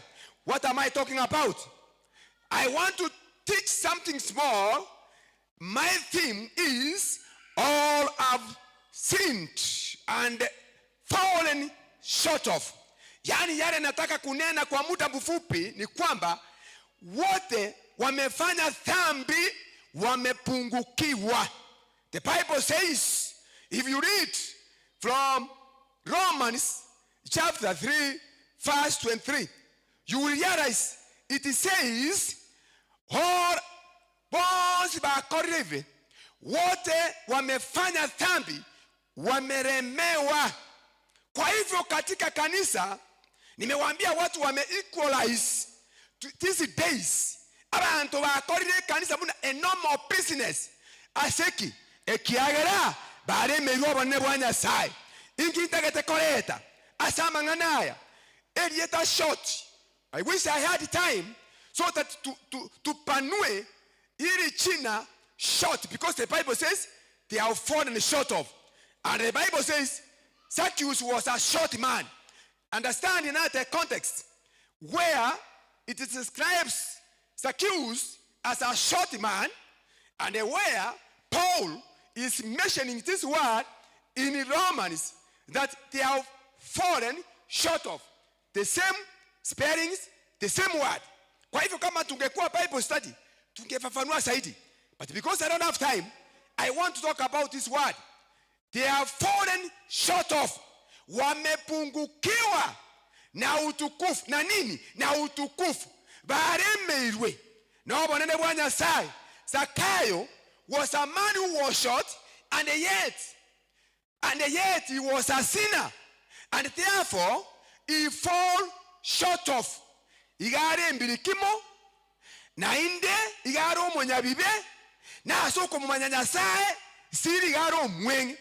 Therefore, this man is among the people you can describe he has fallen short of. Omonto yoremeirwe.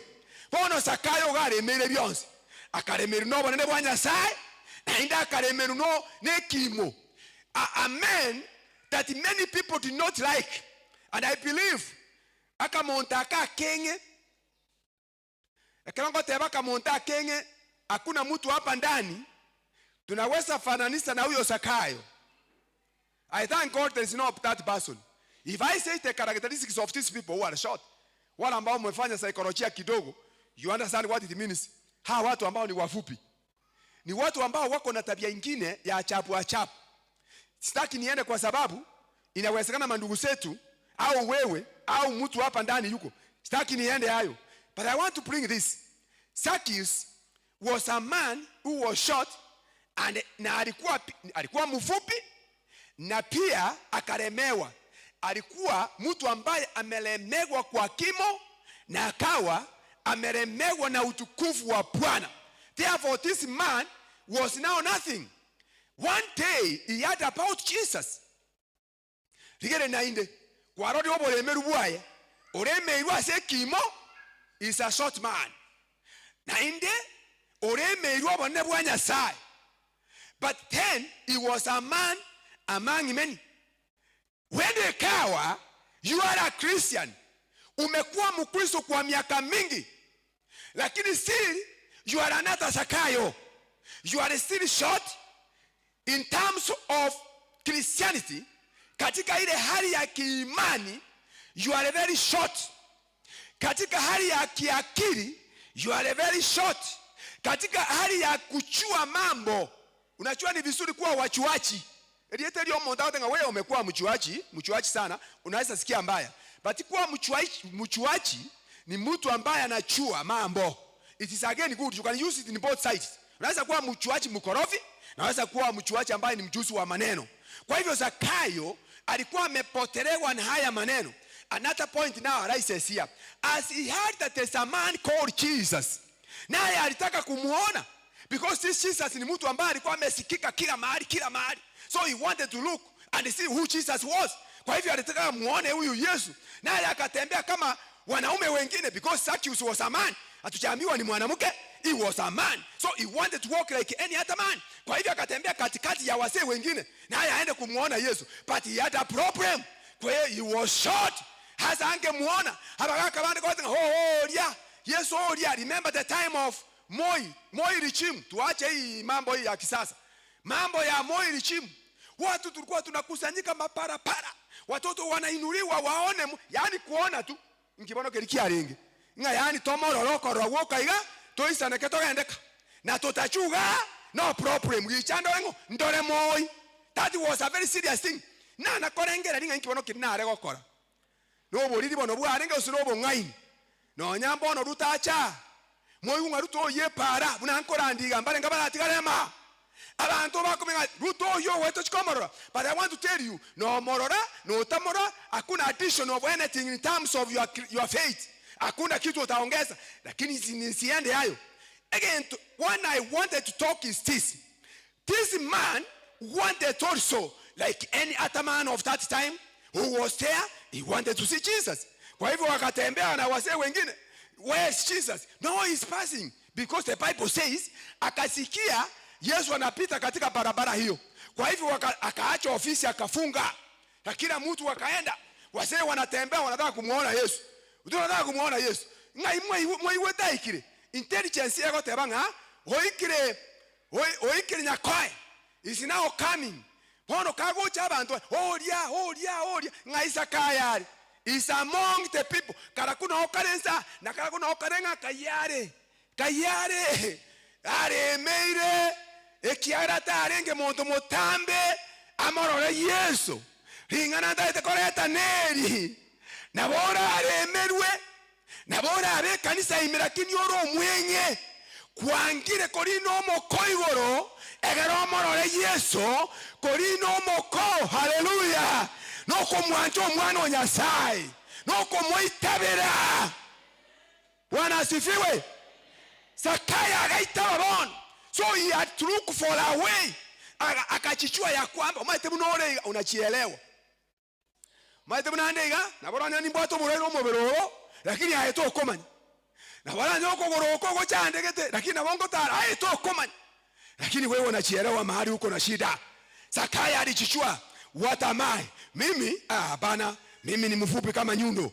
Hawa wase wengine akiwaangalia ni warefu kama mlingoti. Kwa hiyo akasema hapana, I must look for a way. Huyu mtu lazima nimuone. Zakayo wakagatakatangana. Tarigote bionde ganga, umaite munande iganje. Musacho ntare kombeka ileko. Egerane nchendore Yesu. He knew watu hawatakubali kwa sababu huyu mtu ni tajiri kwanza. Jambo lingine, huyu mtu ni mzee, nani atamubeba? Kwa hivyo akachua hawatakubali. So he wanted to assist himself. Akaambia mtu yoyote wacha nitangulie. Zakayo kakaenda kando, kakakimbia kakaenda mbele. The Bible says he had to climb a sycamore. Ngakagendo mokoigoro. Akamanyanga bono nkomororande Yesu. Ekerara aliaso mokomo maene na moroje usa moroje.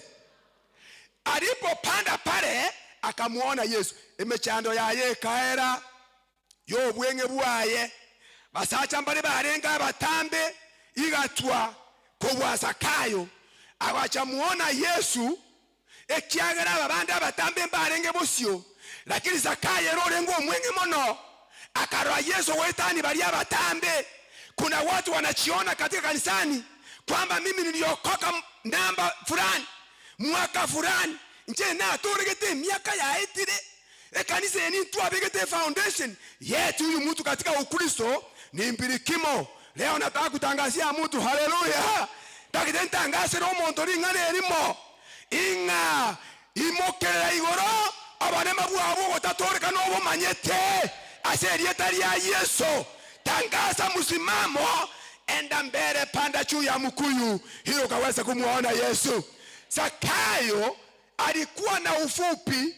Another problem which was there is the crowd of people. Watu walikuwa wengi sana. Sasa atafanya nini? Therefore he could look for a solution. Alikuwa anataka kuangalia njia rahisi ya kumsaidia na Zakayo alisaidika. Yes, he was. Now, what are the possible sides of Zakayo? Number one, this man was rich. He was a rich man. Do you know? You can be rich in sin. Nabora abo motene ngwa sebibe. Zakayo was rich and yet he was a sinner. Hiyo utajiri haukumsaidia aweze kumuona Yesu. Karengo montomo na he was a big man. I believe ananga Yesu nko iware nga there is a man of high rank here. Hili aende ofisi yake muone huko ampige salute. Jesus is God. He didn't mind about Zakayo. What he wanted to see a clean heart. Again to yes acheta kore okerigia egiasirete agetorie. So whoever orio wancherana na era regokon as Zacchaeus did, and therefore he accepted. From that positive side, well, he was rich, but from the negative side, he was a sinner. Number 2, this man was a man of high rank. In fact, he was respected, and yet alikuwa ni mtu amekuwa katika ile position kubwa, lakini alikuwa anaheshimika kiserikali, lakini side nyingine, in the negative side, watu hawamupendi kwa sababu ni mtu anaibia watu.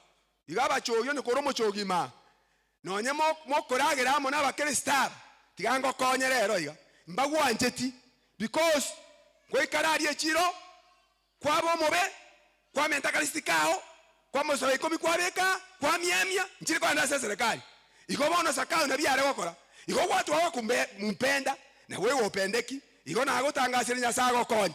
Kwa hivyo from the negative side, he was a man of higher rank. That's the positive side. He was a man of the higher rank, respected by the government, but yet hated by common man. Do you see now? That's not a problem. Those are some of the characteristics of this man. Another one, this man, he had a lot of money, but from the positive side, he was a giver. Alikuwa anapeana michango, anapeana sana kwa serikali, anakulia serikali, tena anapea serikali pesa. Yaani iwa naonya Kenya tuwata abantu bago toibera mbona ni ntua serikali usoma tika na serikali. Halo kanisa mnanielewa? Lakini Bwana asifiwe. Inua mkono nichuo unanielewa. Amen. Wewe sisi ndio serikali, tunaipiwa na tena tunaletewa kwa kanisa mchango. Iside pesa zinakuja hapa kutoka kwa wanasiasa, mjue ni zetu. Wanatuibia tena wanatuletea. Kwa hivyo tunawaheshimu, wakicha tunaimba ndero tuamonyora. Ujue ya kwamba hata huyu mtu alikuwa anaibia serikali, akienda michango ya serikali anatoa pesa za juu sana. Lakini tena from the negative side, ujue ya kwamba alikuwa rich and yet he was poor in terms of Christianity. Katika ile kiimani alikuwa very poor. You can be rich and yet poor. Hello? Naboko bomonto manyete ebintu. Naboko bomonto obwata mali. Lakini naindo chandegete. Did you know even many people in this Republic of Kenya who have money, watu ambao wako na pesa nyingi, mnajua wanateseka sana. Aye. Hello? Kala isana kabuna ole yo. Nabocha andegete. You want to get more and more, but let me tell you, you have a space. No wateri baga.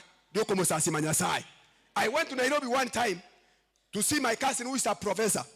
You know, when I came back, I said, if this is the kind of professorship people are talking about, I better not become a professor. But I'm a professor of heaven. Hallelujah. You are to my cousin who is a professor. I don't want to mention this name because some of you now have relatives. I know. Can I call? They are sunset, sunrise. Nchile ya autonomous. Now, tulipofika tukapata mzee, tukapitia ofisi ya cousin sasa. Kwa sababu ndio cousin yetu. Mke wake pia ni cousin lakini si ameletwa. Sasa tukaenda. Tulipofika tukakaa hapo ofisi tukakunywa chai vizuri. We are very happy tumekuja kwa cousin yetu. Sasa tukaenda nyumbani. Tulipoenda nyumbani tukaingia gari yake akatupeleka. Paka gari inawekwa ndani ya nyumba. Imechengewa mahali inawekwa ndani. Huwezi kuiona. Tukaingia ndani mara moja, kafungiwa. Sasa kwa mwana cousin wetu wako wapi? Hajatoka kazi. They are report professors. Huyo mama ndio alikuwa anakaribia kuwa professor, lakini huyo alikuwa amekuwa professor tayari. So wakati tumeenda, tumekaa, akatutoa hapa chini, akatupeleka juu. Si nyumba yenu iko hapa juu. Tukaenda juu. Tukapata kila kitu, a very smart room, akatuambia cousin kaeni. Tukakaa, akatoa koti, katupea sandals, tukafaa vizuri, tunaongoja cousin akuje kutusalamia.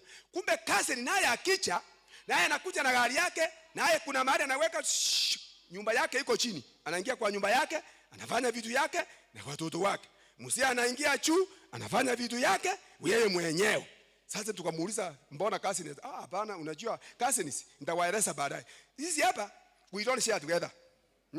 Mke wangu nakula viatero vyake na watoto wake na mimi nakula vyangu hapa. Nikaangalia nikasema is this but my cousin you are a professor? Oh yes. You know professor ni masomo. Lakini behavior nayo na kuishi is another thing. And then nikasoma mambo magumu sana. You can't be a professor and yet you are nothing. You can be a professor but in your house haujulikani. Hata hiyo professor haujulikani. Usawa na bagako walimu weino mumanyire nyumba. Abantu bari muri abasacha. Hello. Bobo ile mbali gukwana. Mukao na maite ngo walimu mbone nyumba. Ngikera nyumba. Omosacha. Na wo mukungu ya manyete nga but this man not even my ass, this man uprofesa mborochiu kako line gari ugo ikari agakore cooperative wa usieri ya wete no arengo e profesa yu edie pombo ya gitu nasa na mko nta kwete kago ikaria igasikire professors come oh professor welcome abantu bagwe kumbaiga oswa lakini nyomba haria mukungu wako genda iga I failed to understand this is the kind of Zacchaeus. You can be rich and yet poor. The family does not know you. Hata ikutambui. Bono ga kyonyo mungu nata wontambua muna bona ngari bagana acha. Hallelujah. Bono muna nkora ndi aikaransema na gutwa mata utakonya nyumba no musacha okare. Bono what kind of life is that? Abangina na ngaine leli mangana itari koba. Hata hapa ndani unawezekana kuna mtu na bila nyare kana nonyema nyamataro you are not special. You are a human beings. Na banyo musacha narema bataikola rumu mono mugako no mungino omongina bwata karumu kaye no musacha kaye onege ntuyo ko bakoranyo ora na keiga na semesa lakini amangana ndeke ro monto no bisia yako koraki omusacha begete bungwa naria na kila kida sabete nya sango monene mungino ne atachi asome na atatwara binene timbe kai bungwa yori onye ne biega ari ndabeke kiagara onye takari kogendia kirokini kebeke nkesira lakini ebungu obyerumo mongina tware alo kuna achira kwe goranga kaindo chi wachire oigore nyumba na iwaso abamuro kwe woro musacha buri abasacha murema onya yako nyarekana obuno basakayo aserietari ya Yesu rero haleluya tangazo musimamo nga Zakayo ore mwana ngakiwanchanga wochiomo sombaga kwana lingane kaingo chiomo kungo yaiwe kaingo chiomo sacho yaiwe na boko bomo tenengu lakini obogi momenyeto obogi no bobo senseni lero twatangazire nga haleluya abana banyasaye tiga abana banyasaye torokwa abana banyasaye tigema de kanenga intwento toregete tiganda lyokora lyokongo kora ligago konyora teba ngo no musombo nyasaye isiwe ya kwamba kanisa no musombo nyasaye nyomba ne lunatiki nyomba isa problem onyamangana una yaro setari ya Yesu ni manyetenga kanisa chine ne budechi ye ombogo nyasago konye tata nyasago konyere kanisa chine ne munechi ngo gambore bina ebinde mbiri go chasore ebinde bikore ko gamberwa ni bari koreta nyasako bongaini and a lot of discernment spirit to interpret some of the evils abantu baito babuate kowe ikona go sabera rero kowe iko sabanga yenyasaye iwo sabakwane omuchi oyo nyasaye nyobwatani omusacho n'umukungu woko robo tuko batebanga nko ibuno musomba saba nkwaigwa egere babwatani mambi baje bato ngoma ite basabana waje tari you know intuntu anago sanga bokima lakini tangu you came we are together. We are happy of you. We thank God because of you. We are happy now to atore kiredi yakabere. Oina roma wakora se kanisa ya Nyasaye. Hallelujah. Bwana asifiwe. Take tengo kora mangana amenge. Tinko ya koros because of time. He was a determined man to see Jesus. Yes, he was. He wanted to see Jesus. But do you know, we have so many Christians in the church who are not even able to determine to see Jesus. Yani kazi yake ni kubeba Biblia, nakuja kanisani, amwa Christian wa Nyamataro, no problem. Lakini ndani yake filthy, tambi nyingi, mtu mchafu, lakini Mkristo tu. Hiyo ndio Ukristo wa kawaida. Akonyora Christian who is saved. Kuna mzee hapa ambaye ameokoka kabisa na anaenda mbinguni, naye anabeba Biblia yake, na huyu mwingine anabeba yake. Wakienda kanisani watu wanasema wale ni Wakristo wa Nyamataro, lakini huyu mtu mwingine ni shetani na huyu mtu mwingine ni mwokofu. Sasa angalia vile kanisa inawekwa. That is the tension of Christianity when we normalize Christianity as the normal business. So I want to announce here today, ondora okonomalize obo Kristo. You are doing a lot of sins there, but here you are mtakatifu. Katika jina la Yesu, Mungu aangalie kutoka mbinguni akusaidie naye bwanjirane otige bibebyo omubaka Nyasaye. Tuachira atomubaka Nyasaye. We are the pastors and yet we are human beings. We are the pastors and yet we can do sins. Ndio tunaomba Mungu atusaidie tusifanye dhambi emiake na abeira ase kanisa te babosa. Alafu tuende mbinguni. Hallelujah. Mwanena bakwe. Kanisa yetu ya Nyamataro. Tingo kwana manganonzi. Chikwambisira abantu nechi nyinge. Mune chiarenga ase Zakayo. But I want to tell you, it's upon you. Zakayo made that decision. He was determined. Mbaka agatebanga, if na ureti montonde tarutisa marahine na yerero igatangasa iga onyo monena akorire bebinge na angamire marakano nyabere bebiane Nyasako onyo bogima bwao. You can be a very good giver. You can be a very good tither. Okogive tithings chingi yaga. You can be a very good person. Okogive very good offerings. Na bama tangasa gutangasa uga igorwa matabori ayos, but yet you are a sinner. Inki okorwera matabori yago konje. Njeti inkorwa ekiagara tindikogenda iguru. Inki okorwera. Inki okorwera sadak. Kwa nini utoe fungo la 10 na bado chaokoka? Because hata kama unatoa timbali nechi ndabu nechi mwamu igoro to gosoa. Wono to gutangasa yanga igoro ntote togendo. Na ndi ntotagete turwe. Na rio raterenga nintagete nsabe. Indwe na kogenda eriense yonse mumanye Yesu einerete keradese niyo mukristo. Hallelujah. Nintagete nsabe indu na kogenda. Nintagete nsabe indwe na kogenda eriense yonse mumanye Yesu einere nchiri ya evangelism asaba Kristo babona. Nyamataro nimewahubiria neno fupi, lakini nataka kuomba ya kwamba kama kuna mtu hapa, kama kuna Zakayo hapa ndani, nataka niombe ya kwamba leo hii utakuwa mrefu kama mlingoti katika jina la Yesu. Kaitogo cy'abantu babatanga na angamire na atigire bintu na aregokora tindagete ko Zakayo tena. I want to be a tall man. Nataka kumuona Yesu na umuone usipande mti, umuone ukisimama. Ukisimama namna gani? Ukiwa Mkristo wa hapa, hii ndio kanisa lako, hapa ndio utamuona Yesu. Togenda ande usikimbie mahali. Ngana achietesa kaoranchi kama roho Yesu. Jesus Christ is here. Omwana wa Nyasaye noara. No mosombo Nyasaye noara. So what is next? Kabomo tambe? Omorole Yesu. Hallelujah. Wana wa Nyasaye nkolera hallelujah. Bari banchire ngamanganaya.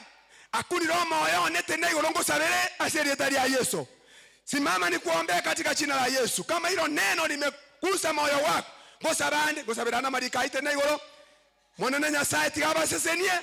Tigatomo korera Nyasaye nemioyo yetu yonzi.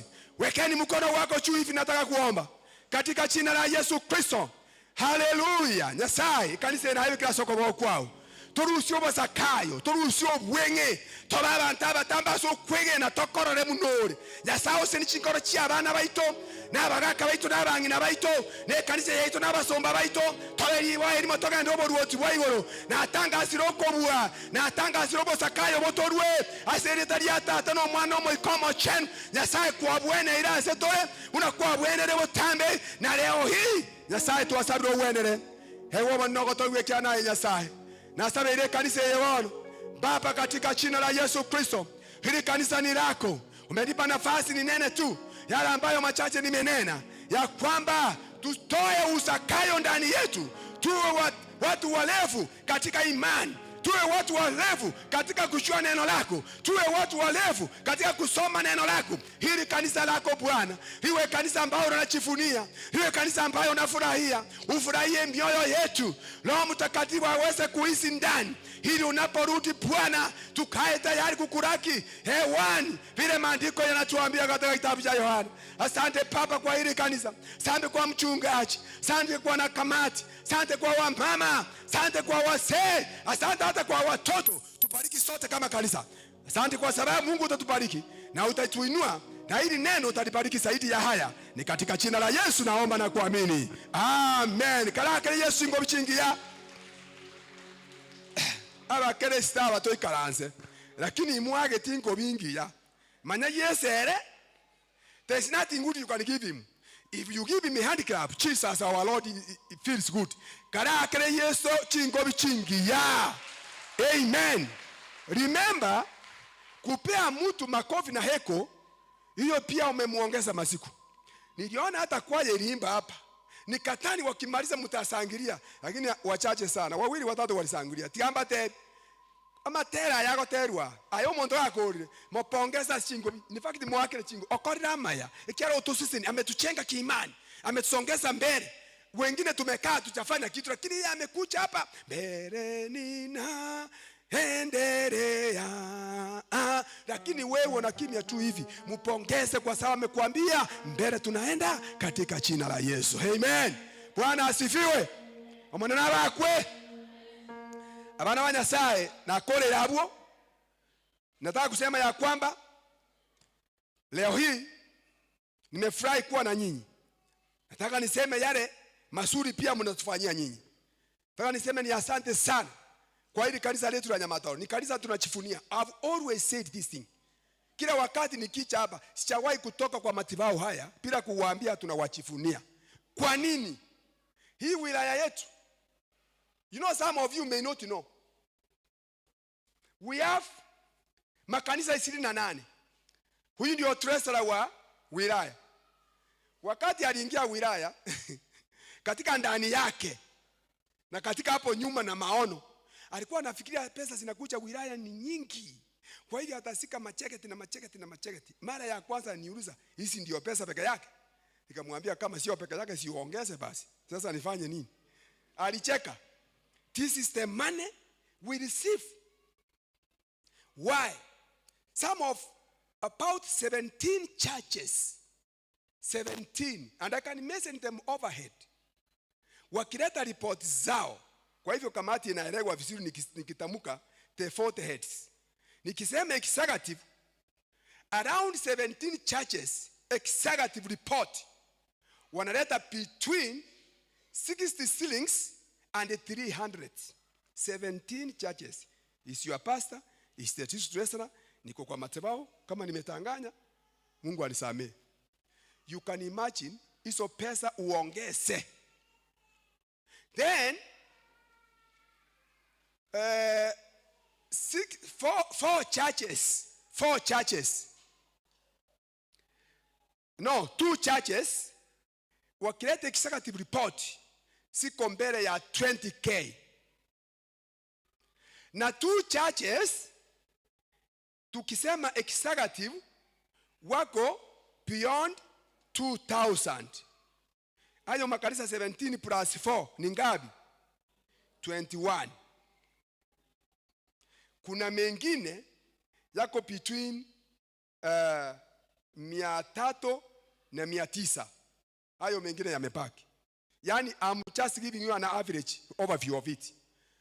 Why do I always say tunafurahia kanisa lenu? Report yenu ndio inatufanya tunaitwa wilaya. Yani yale matoleo yenu mnatoa. Hizi fungo zenu na sadaka zenu mkichumuliza, mnatoa ile ya executive, mnatoa ile ya district, mnatoa ile ya wamama, mnatoa ile vingine. Kamati inajua vile wanafanya. Chiko tonua. In fact, Nyamataro secretary yako hapa can confirm. I have always called you tukiwa huko office. Secretary, report yenu ichafika hapa. Pengine pastor amechelewa. We cannot leave that office until we receive report ya Nyamataro, because Nyamataro ndiye anatufanya tutengeneze report ya executive na sisi tupate transport ya kwenda nyumbani. Kwa hivyo Nyamataro na Kisii wakisema leo hakuna, basi tutaanza one by one tuende na miguu. So kwa nini tusiseme heko kwenu? That's why we want you to be united. Because Mungu yu anarudi. Tumufanyie Mungu kazi kwa sababu ametuita. So my brothers and sisters, wacha tumtolee Mungu. Na hizo pesa zikikuja, kamati inachua vile nafanya. So we thank you sincerely. Kwa sababu tukifika kitu ya wilaya, yani I'm very proud as a secretary. Ngote Nyamataro nyebekele 20,000. Kisii nyebekele 30,000. Huyu ndiye anafuata watatu. Mubekele 15,000. Mimi ndio waine. Muweke 7,000. Hiyo kitu kinaisa. I have never gotten a complaint kutoka kwa hao wanakamati ya kwamba nkibone kemako tokorera. Because if you complain, hiyo kitu kitakwama. So when I'm proud, ngote yonga Nyamataro nyebekele 20. Na ande mwakoromoki, na ande mwatoa. Ngitutatebenga Nyasaye sisini. Yani mota inkieki yatura my brother asiabarai. God bless you. Nyasaye aseni Nyamataro. Muendelee hivyo because ebintu mbiri chikotenena. The district is not going no assembly teri gotenena. District teri gotenena at executive. Tutaendelea kutoa pesa nanda again. Mmesikia secretary ametangaza juu ya kambu ya wamama. Mutatoa. Mkiona mtapata nimewawekea 10,000. Sasa mzuri sio mimi nitaweka, ni Tresara. Tresara wa wilaya atakuja kuweka. Nitaangalia vizuri niona anaweka Nyamataro ngapi. Kwa sababu nimeona last time uliwekea geturi 10,000 ile kitu tulifanya na akaleta. Nitaona utawekea Nyamataro ngapi. Mimi nimetoka ndani sasa. Wono Tresara ye wilaya nerera renga kiNyamataro ngana ekiagara kwenye Ken na wango matenga Ken unatosana na 20,000. Umena wateka makubwa nitaenda nione na butokoroka na hiyo. Na ande Ken mwakora, you are a good people. Tia tokorera Nyasaye tari nje gaki mokoretera limokora na abarichi message tunamfanyia Mungu. Bwana asifiwe. Kwa hivyo Bwana Tresara, pastor wa station, nataka kusema asante kwa nafasi ambayo umenipea, na mkipenda muniruhusu nitatoroka na mimi nikimbe kanisa langu nifanye majaji. Nyasaye sisini. God bless you. Ile kwaya ya Nyamataro, God bless you. You came to Masagara. What mama director? Mama director, mumemtuma jikoni. Msimutume huyu ni mkubwa na ni mama center wetu. Nyamataro ilikuja kwa kishindo pale kanisa langu. Nilifurahi. Waligiariga, wasee walisindikisa. Mtangani, wow, you are great people. Yani mugakobe kwa, yani nkeiwa. Yani I was so happy. Lakini ariko nyara kubaragiri lakini mugacha. Paka chikanisa chirari abazi die baranda watanga kai. Ndoje kanisa ene bwata abamu abo. Yani mulitufanya tukasikia. So thank you so much. Next time nani mukutano nore Masagara gakimoche mwezi. Mogocha mwezi. Aba timbu ati asenda ababeke muikaranze. Tokobera paka siko. Tobere paka para. Ncheni nago munamwaro chiningo nagotara busaiga. Yani I was happy. I was just walking. Ndo muntu monene bona abantu bare buonega. I was very happy. Mungu awabariki sana. Kwa hivyo napongeza ile kwaya, muendelee. Nasikia mnaenda mahali, nimechukua muda, mmechelewa lakini najua mko na magari. Mungu awabariki sana. Thank you pastor. Na kota yani. Nyasaye seseni. Ngoga na ningira maiga. Umaite timba etimaiga. Na bwate umo pastor hospital no moreimani no mo dikoni oinero wabero umo pastor na uwo kabante benga tukwane Nyamataro. Kama iga yukwani hapa ya kanisa simukubali. Mungu awabariki na wapenda katika jina la Yesu. Amen. Asante munenaji wa siku ya leo, na tena district secretary wetu, mpigie makofi mazuri. Sitaongea mengi. Taka tu nimalize niombe, alafu nitaita Deacon tumalizie. Yangu tu ni kushukuru kwa makaribisho, kushukuru kusema mimi Reverend Harrison Ombogo, I am ready for the task. You also be ready for the task ahead of us. Together we're strong, together we walk, and then Nyamataro will continue in Jesus' mighty name. Mengine tutaongea baadaye. Baba, katika jina la Yesu, asante, asante, asante kwa nafasi Mungu wangu umenipa leo kwa kuingia kanisa hili la Nyamataro. Mungu wetu, asante pia kwa neno lako baye limepita kulingana na mapenzi yako ewe Mungu. Asante kwa kamati ya kanisa hili Mungu wetu. Aomba wabariki, watie nguvu, watembee pamoja. Aomba wazee, kina mama, vijana na watoto Mungu wetu pia uwabariki na utende mazuri. Tunapo Mungu wetu anza pamoja, uwe nasi, utubarikie, tuondolee visirani vyote. Baba, tuone mkono wako ukitembea nasi. Zaidi Mungu, usituache sababu hatutaweza peke yetu. Najua utatenda. Ni kwa jina la Yesu nimeomba na kila mtu aseme amen. Basi Deacon kindly